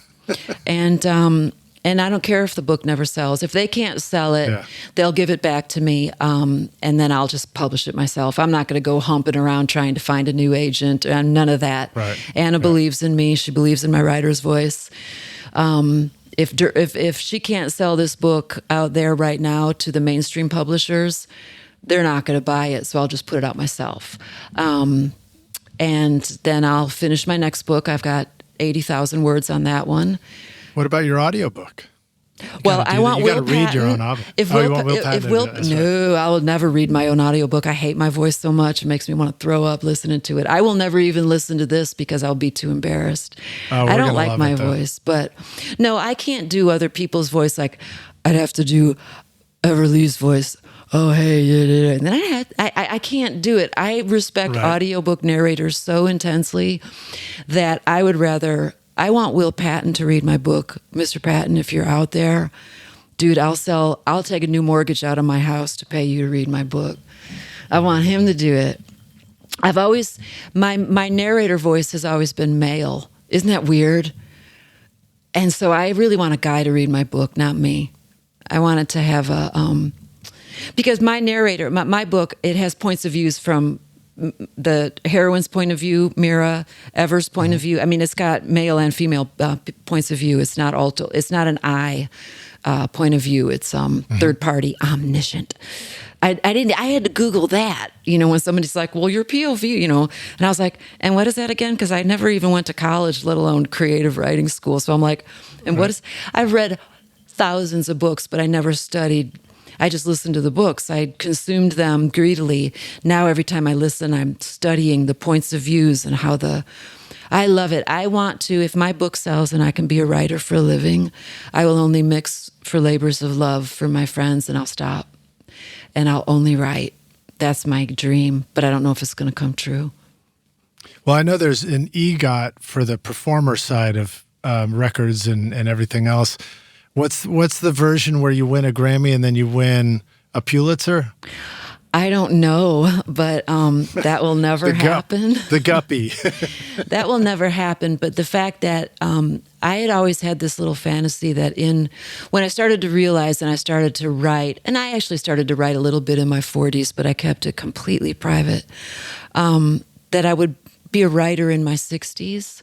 So now I will turn 60 in June, and maybe it'll come true. But I had to accept, because when I got the agent, my ego blew up a little bit, and that kind of messed me up. So I have to remember that My book probably won't sell. I will probably publish it myself, and it'll probably be read by a couple hundred people. It won't matter because I have written, by the time summer comes, I will have written 2 full-length novels. And I've been told by some very, very, very knowledgeable and important people whose work I believe in that I have a great writer's voice. That's all I need. The fact that Gary, who edited Larry McMurtry and Cormac McCarthy, to name a few, told me that I have a great writer's voice. If nobody ever tells me that again, the fact that he did is enough to take me to my grave. That's great. Yeah. That's great. But if y'all want to buy it, please do. If I publish it, if they publish it, if somebody publish it. We definitely will. We definitely will. Well, one thing that we haven't we started out there, but maybe we can circle back to Kingsway and working with Daniel. Are there any other things, any stories you just want to share about being there and things that you remember learning from Daniel or learning working with Daniel? I have one story that it sounds brutal, and at the time it felt really brutal, and I didn't understand it. Now, in hindsight, and with all these decades behind me, it was actually life-changing, and it was a gift. It just came in a little bit of a slightly aggressive package, but really early on, you see, at Kingsway, I started out again as the maid. And I had no real experience. I didn't come up through a hierarchy of, you're the maid, you're the runner, you're the second, you're the assistant engineer, you're the second engineer, you're the first engineer, you're this. It was just, I was the maid, and I did a lot of soldering and built a lot of patch bays. And, but I was working for Mark and Howard, who was Dan's engineer, and then for Malcolm, who was also one of Dan's engineers, but Mark was gone. Who was Dan's assistant that I met who drove the Wayne truck down? Maybe. It was a guy who drove the truck down from Canada to Woodland, or maybe up from New Orleans to Woodland. It was either a guy named Wayne or a guy named Brant, or a guy named Mark. It would have been Mark rings a bell, but yeah. I'm not sure. And Mark went on to become Mark's a great engineer and then a great producer. I mean, he's done tons of stuff, but it was with Malcolm that I started doing a lot of, Malcolm would be the engineer and the producer. Mm-hmm. And again, I was still like barely out of maiddom at this point. Well, I was always the maid throughout my whole time there, but even when I was producing there, I was still having to clean. And but Malcolm would have a few drinks, and then he was we were working on something for Dan, and Dan was out playing, and he's like, Malcolm, come on out here and play guitar. So then Malcolm would literally just kick the auto locator my way and say, okay, you got to drive, and I'd be like, I'm not ready, and but they didn't care because I was standing in the room, and I was the only one standing in the room. There was no other assistant. So, my hands are shaking. I'm terrified. And, Dan, at one point, I just remember one time he fired up some new instrument, and, he's like, get this rolling, get this rolling. I mean, tape was rolling all the time. It wasn't like I stopped tape.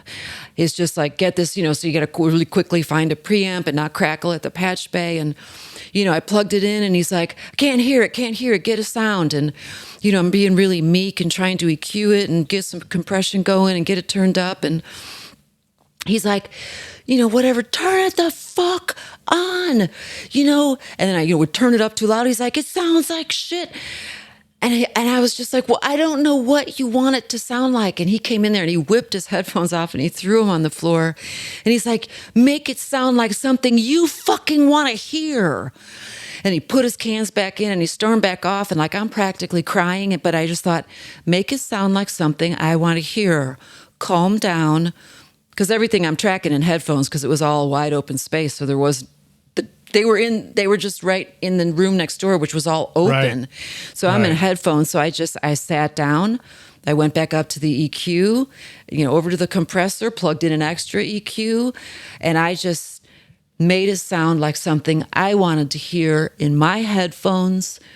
I worked quickly, but I calmed down, and I carved out a beautiful tone, and I got some reverb, and I made it, and I placed it, And then we finished tracking, we took another take, and then he walked in and he's like, Mando sounds great. Beautiful, beautiful sound.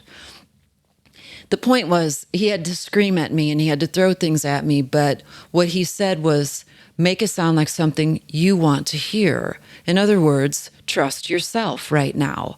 I'm out here playing. I can't get the sound. You have to get the sound. You're the one at the console. Drive the fucking console. Get the sounds.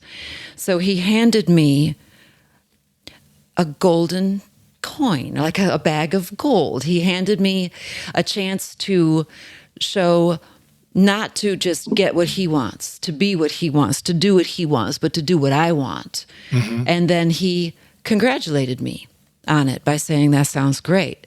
And it wasn't just an monitor EQ. This went to tape. And then I soloed it, and he's like, oh, that's beautiful. Then he went and looked at my EQ. He's like, holy shit.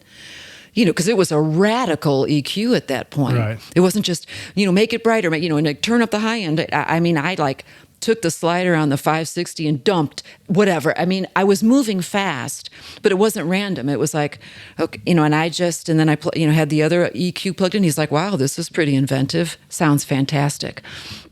So then he made me understand just to run with my gut, make it sound like something I want to hear. And it turned out mostly the world, as I progressed in my career, when it was something I wanted to hear, everybody else was happy about the way it sounded. I think that's such great advice too. It's that reminder that, and I like to bring this up on the podcast a lot, that when we just embrace our own voice, whatever that is, that was a version of your voice in that moment, and just nurture that and just put that front forward, we're more likely to do our best work. And then if we do our best work, then it's likely to get recognized for being great work, Well, it allows you to have confidence in how you hear and what you think sounds good. And then when that's acknowledged and accepted by one person, and then another band, and then that third art, like you end up 10 recording sessions later with a whole new set of skills, that it really grows that quickly. So right after that, I understood how to get an electric mandolin to work in a very dense track. I learned something about the EQs I had just handled that I didn't know 5 minutes before. And then so it is this cumulative thing, but it doesn't take years. It takes a series of sessions and confidence in yourself, because if you're nervous and you're not sure the band's going to like it and you're not sure it sounds good either, and you're looking for them to come in and help you figure everything out, then they lose confidence in you, and then you lose confidence in yourself, and the thing will tank very quickly. So somebody has to be driving. And you also have to be the first to say, ooh, that sounds shite. Hang on, we need to, start over on this thing. But allowing yourself to grab a hold of the handlebars and drive the console, drive the sounds, and and believe in yourself is cumulative.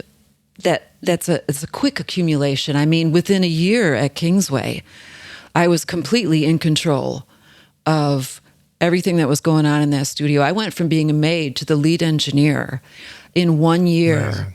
Because I was allowed to trust myself, and it turned out that I did have a knack for sound. And because I was there not to serve artists, but to serve sounds and songs, and that protected me from artists and their egos. Because I could very quickly remind them that their tantrum was not my problem. Their tantrum was their problem. I was there to serve their song, and I was only there to serve the song so they could take their tantrum. They can scream all they want. It doesn't matter to me, because the song's not screaming at me. The song's fine, and I'm over here with the song, and you're over there being ugly to everybody. And it kept me safe from a lot of egos, because that can get very weird in the studio. And so, it's just that first year at Kingsway, it was a crucible. That's not available to a lot of people. They have to come up so slow, and there's so many hierarchical levels that have to be kind of gone through, and there's so much frankly, artistic greed and selfishness that is prevalent, that is very hard to grab a hold of what you know is yours and own it and protect it. You know, and then the whole thing changed so quickly. I forgot to itch my ear. Just 1 second. You don't have to cut.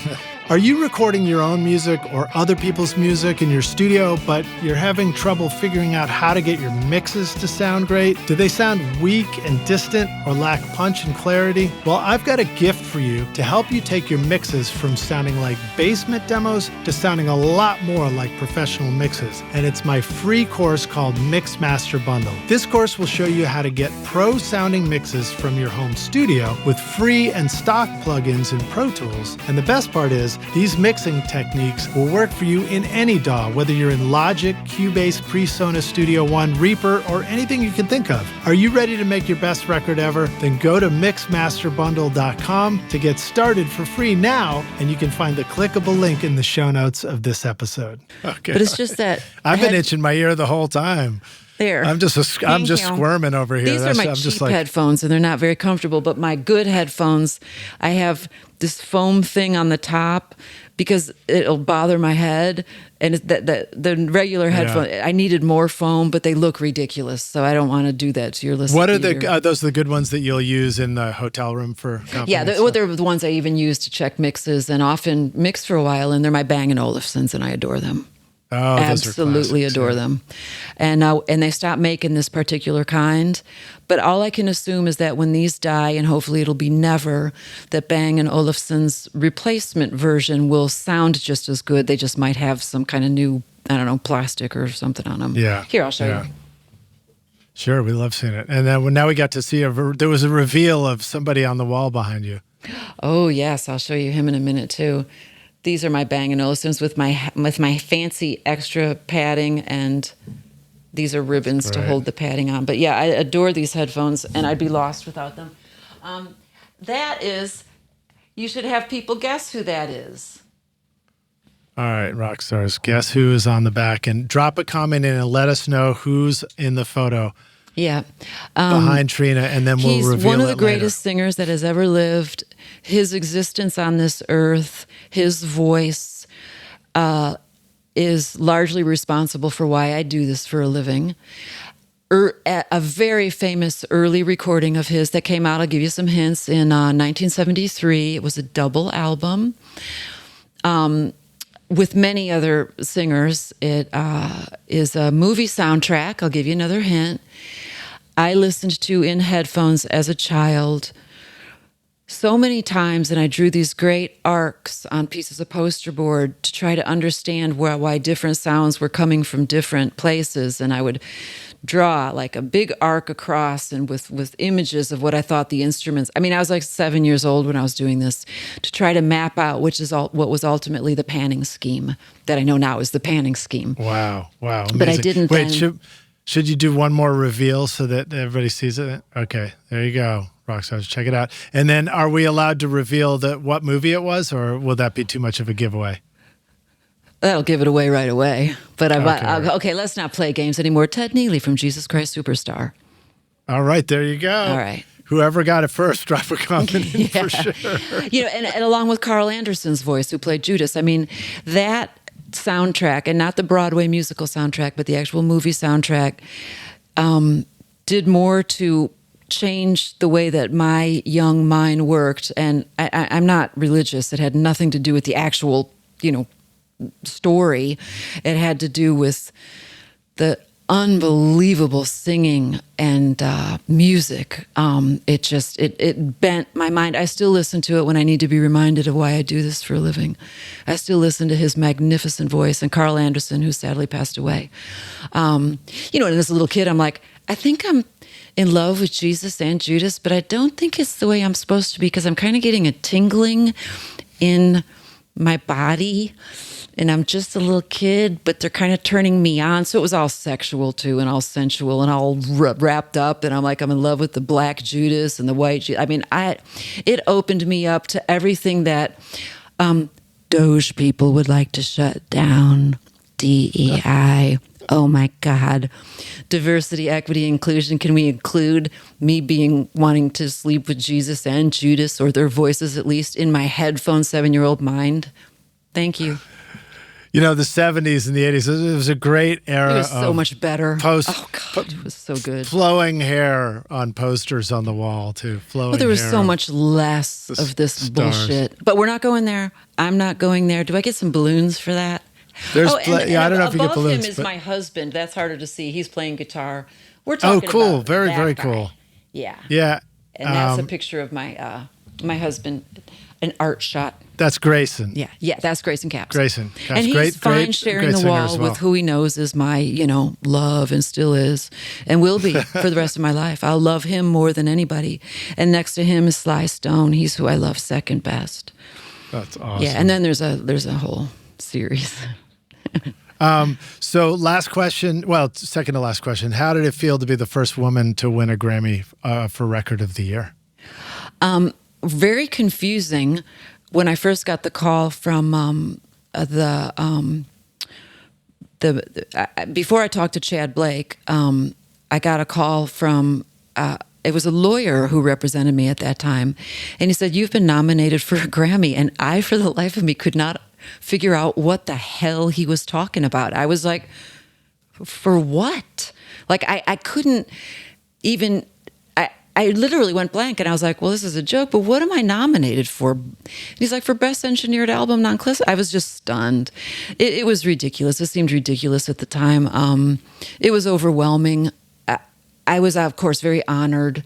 And then we won, and that was very special. And I went, and I had on a cute dress. And this was Sheryl Crow, the Globe Sessions? Yes, and I went with Chad.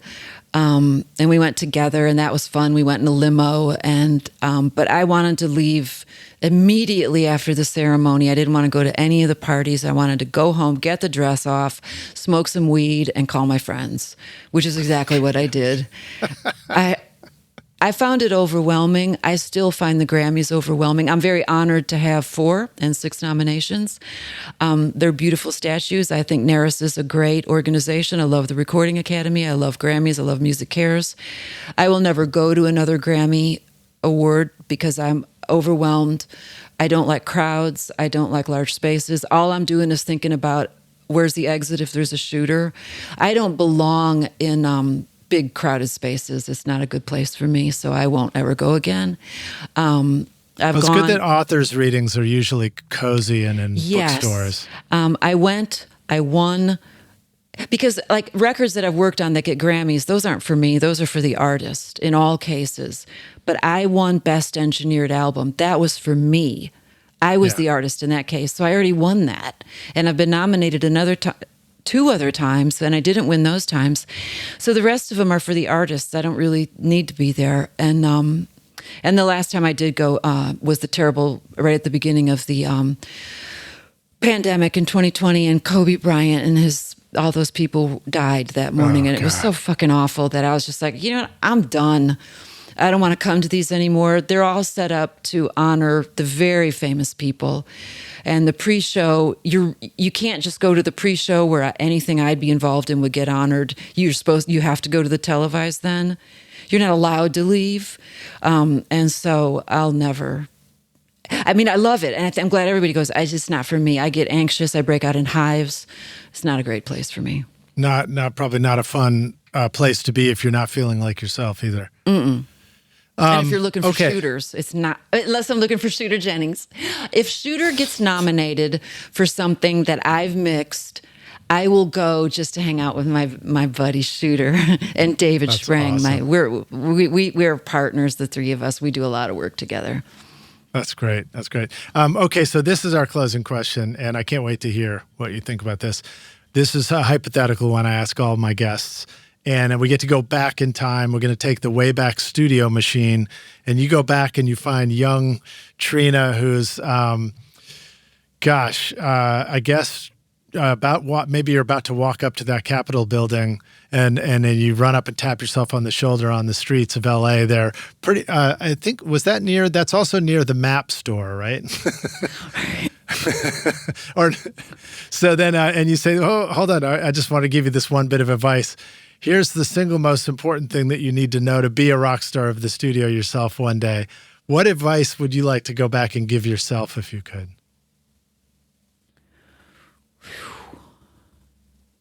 I know that I was supposed to prepare for this question. You can wing it. I'm going to have to wing it. That's a hard one for me because I don't think that I was like a lot of other people. I don't think I can go that far back to Capitol because I was in survival mode at that point. Mm-hmm. I was just trying to survive life and not die. I was trying not to starve.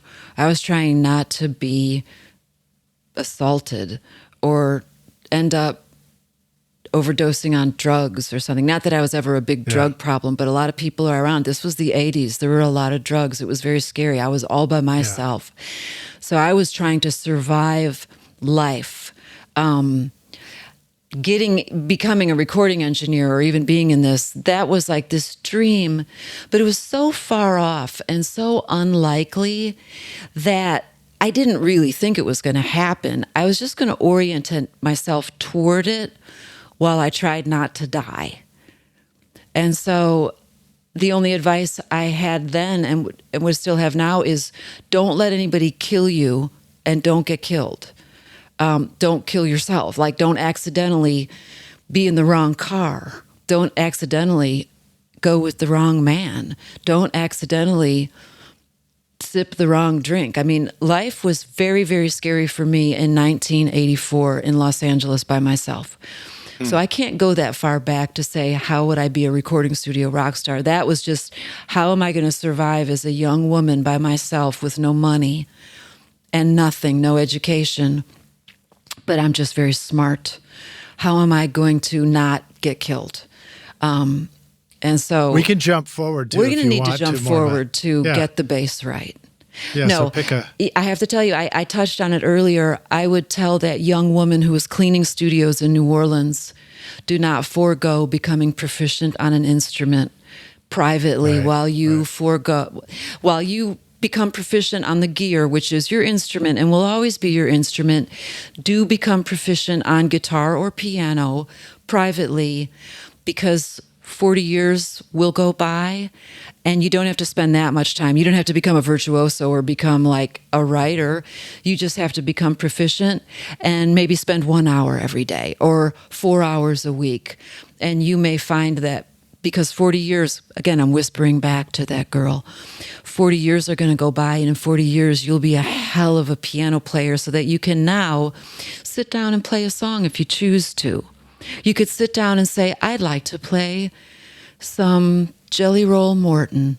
I'm going to just do that. I'm going to learn, I'm going to read music if I must, or like learn by ear. That I would have made myself a proficient music reader, reading music, both clefs, treble and bass, because that's as cool as knowing math, and I'm good at math, and I taught myself math in my 40s, and be, proficient on an instrument. I think it would have enhanced not just my career, but my life. I would say that. Learning math. Teaching yourself math, was that part of parenting? No, yes. It was. It started out that way. But it was also part of knowing that, like, my parametric EQs are all based on asymptotes. They're all based on trigonometry. A notch filter is an asymptote.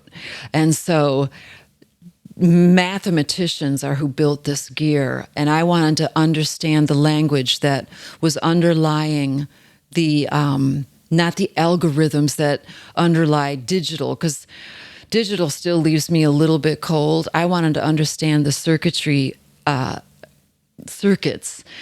they were created that create EQs. I wanted to understand trigonometry, and I wanted to, making myself pass Algebra 2 and trigonometry college level courses in my 40s when I had not been to school since high school and I was bad at math in high school, is what allowed me to start writing the novels. That's what burned my brain back into this hyper mode of of learning of this new circuitry grew, square root of 2 over 2, the tangents, learning that math was so hardcore that I think it triggered my brain that allowed me to start to learn how to write. So I wish I had learned, become proficient on an instrument. I think I'm going to start one in my 60s, but I won't be proficient until I'm nearly 90. So that's a shame. I could already be proficient, and I wish I had. Well, keep exercising and eating well and live till you're 90. Yeah, or die before I'm 70 so my kid can get my term health insurance. That'd be cool. Or life insurance. I've often thought that's a possible goal. I'm not going to seek death, and I certainly can't kill yourself or you don't get the insurance. But if I died before 70, I'd be cool with that because he'd get a bunch of money on my term life. And I think the world is going in a scary place and he might need it. When I die, I'm going to be cool with it because it won't matter anymore because I'll be dead. Right. But in this case, I have this term life that's been kicking around since I had the kid when I was 40.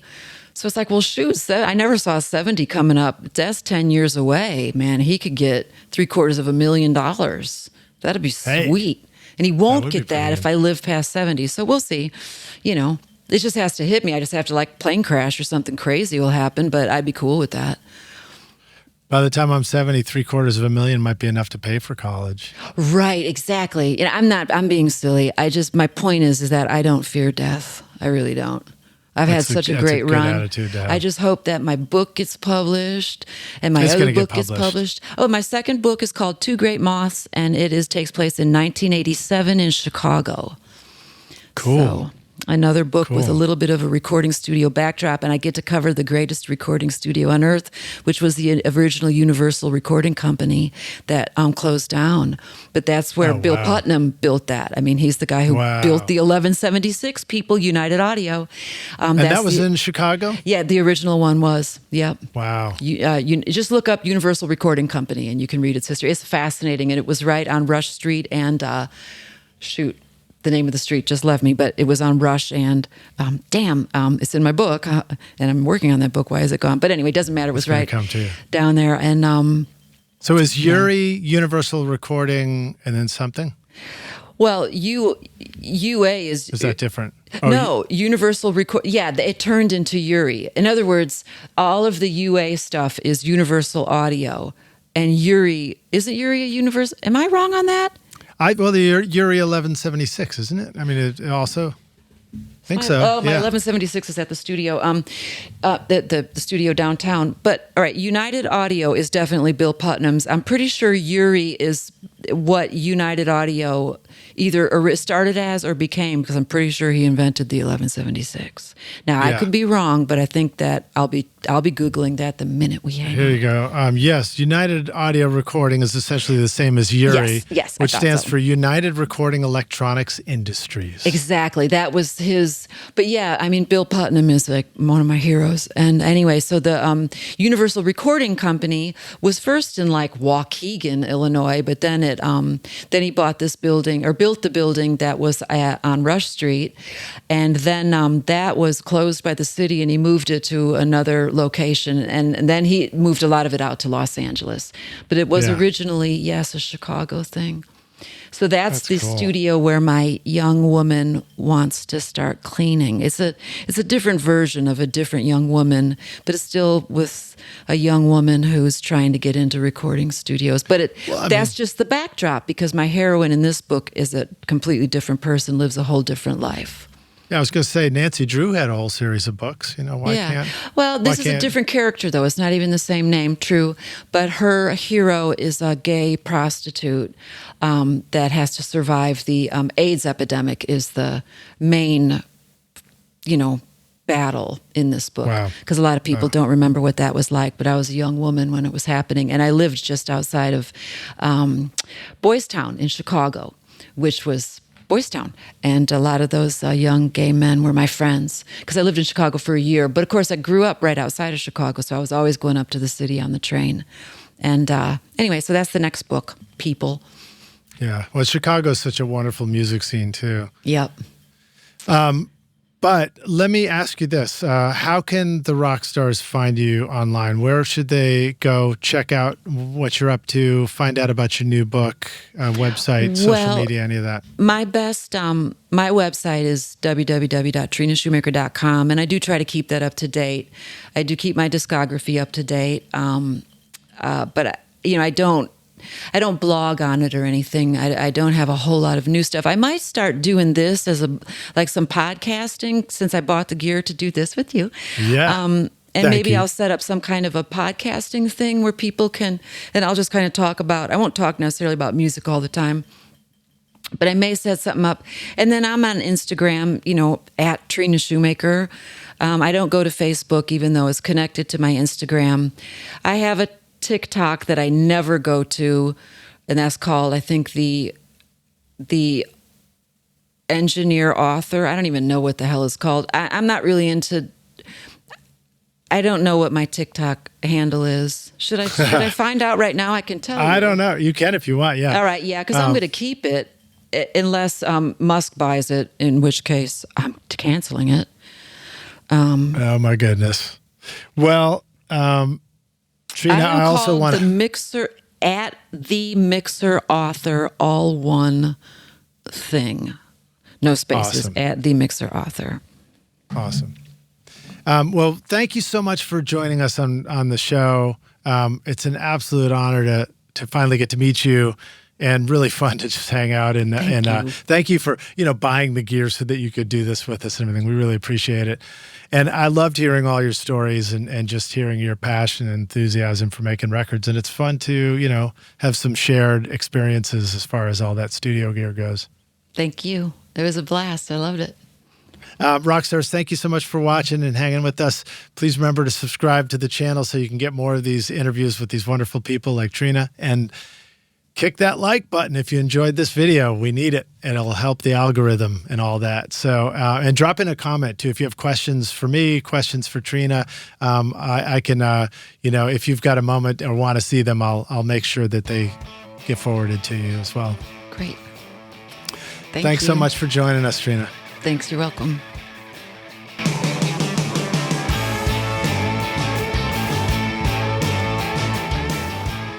Thanks so much for listening to Recording Studio Rockstars. If you enjoyed the show and want to help make it better, then please share this episode with your friends on social media and leave a rating and review on iTunes to help the podcast reach more rock stars like yourself. You can click directly over to iTunes or go to rsrockstars.com/review for an easy explanation. And remember to hit the subscribe button to keep up with weekly episodes. And if you're ready to make your best record ever now, then head over to Recording Studio Rockstars Academy, where you can start with my free course at mixmasterbundle.com. Thanks so much for listening, and thanks for being a rock star. I'm Lij Shaw, and this is Recording Studio Rockstars. Now, go make great music.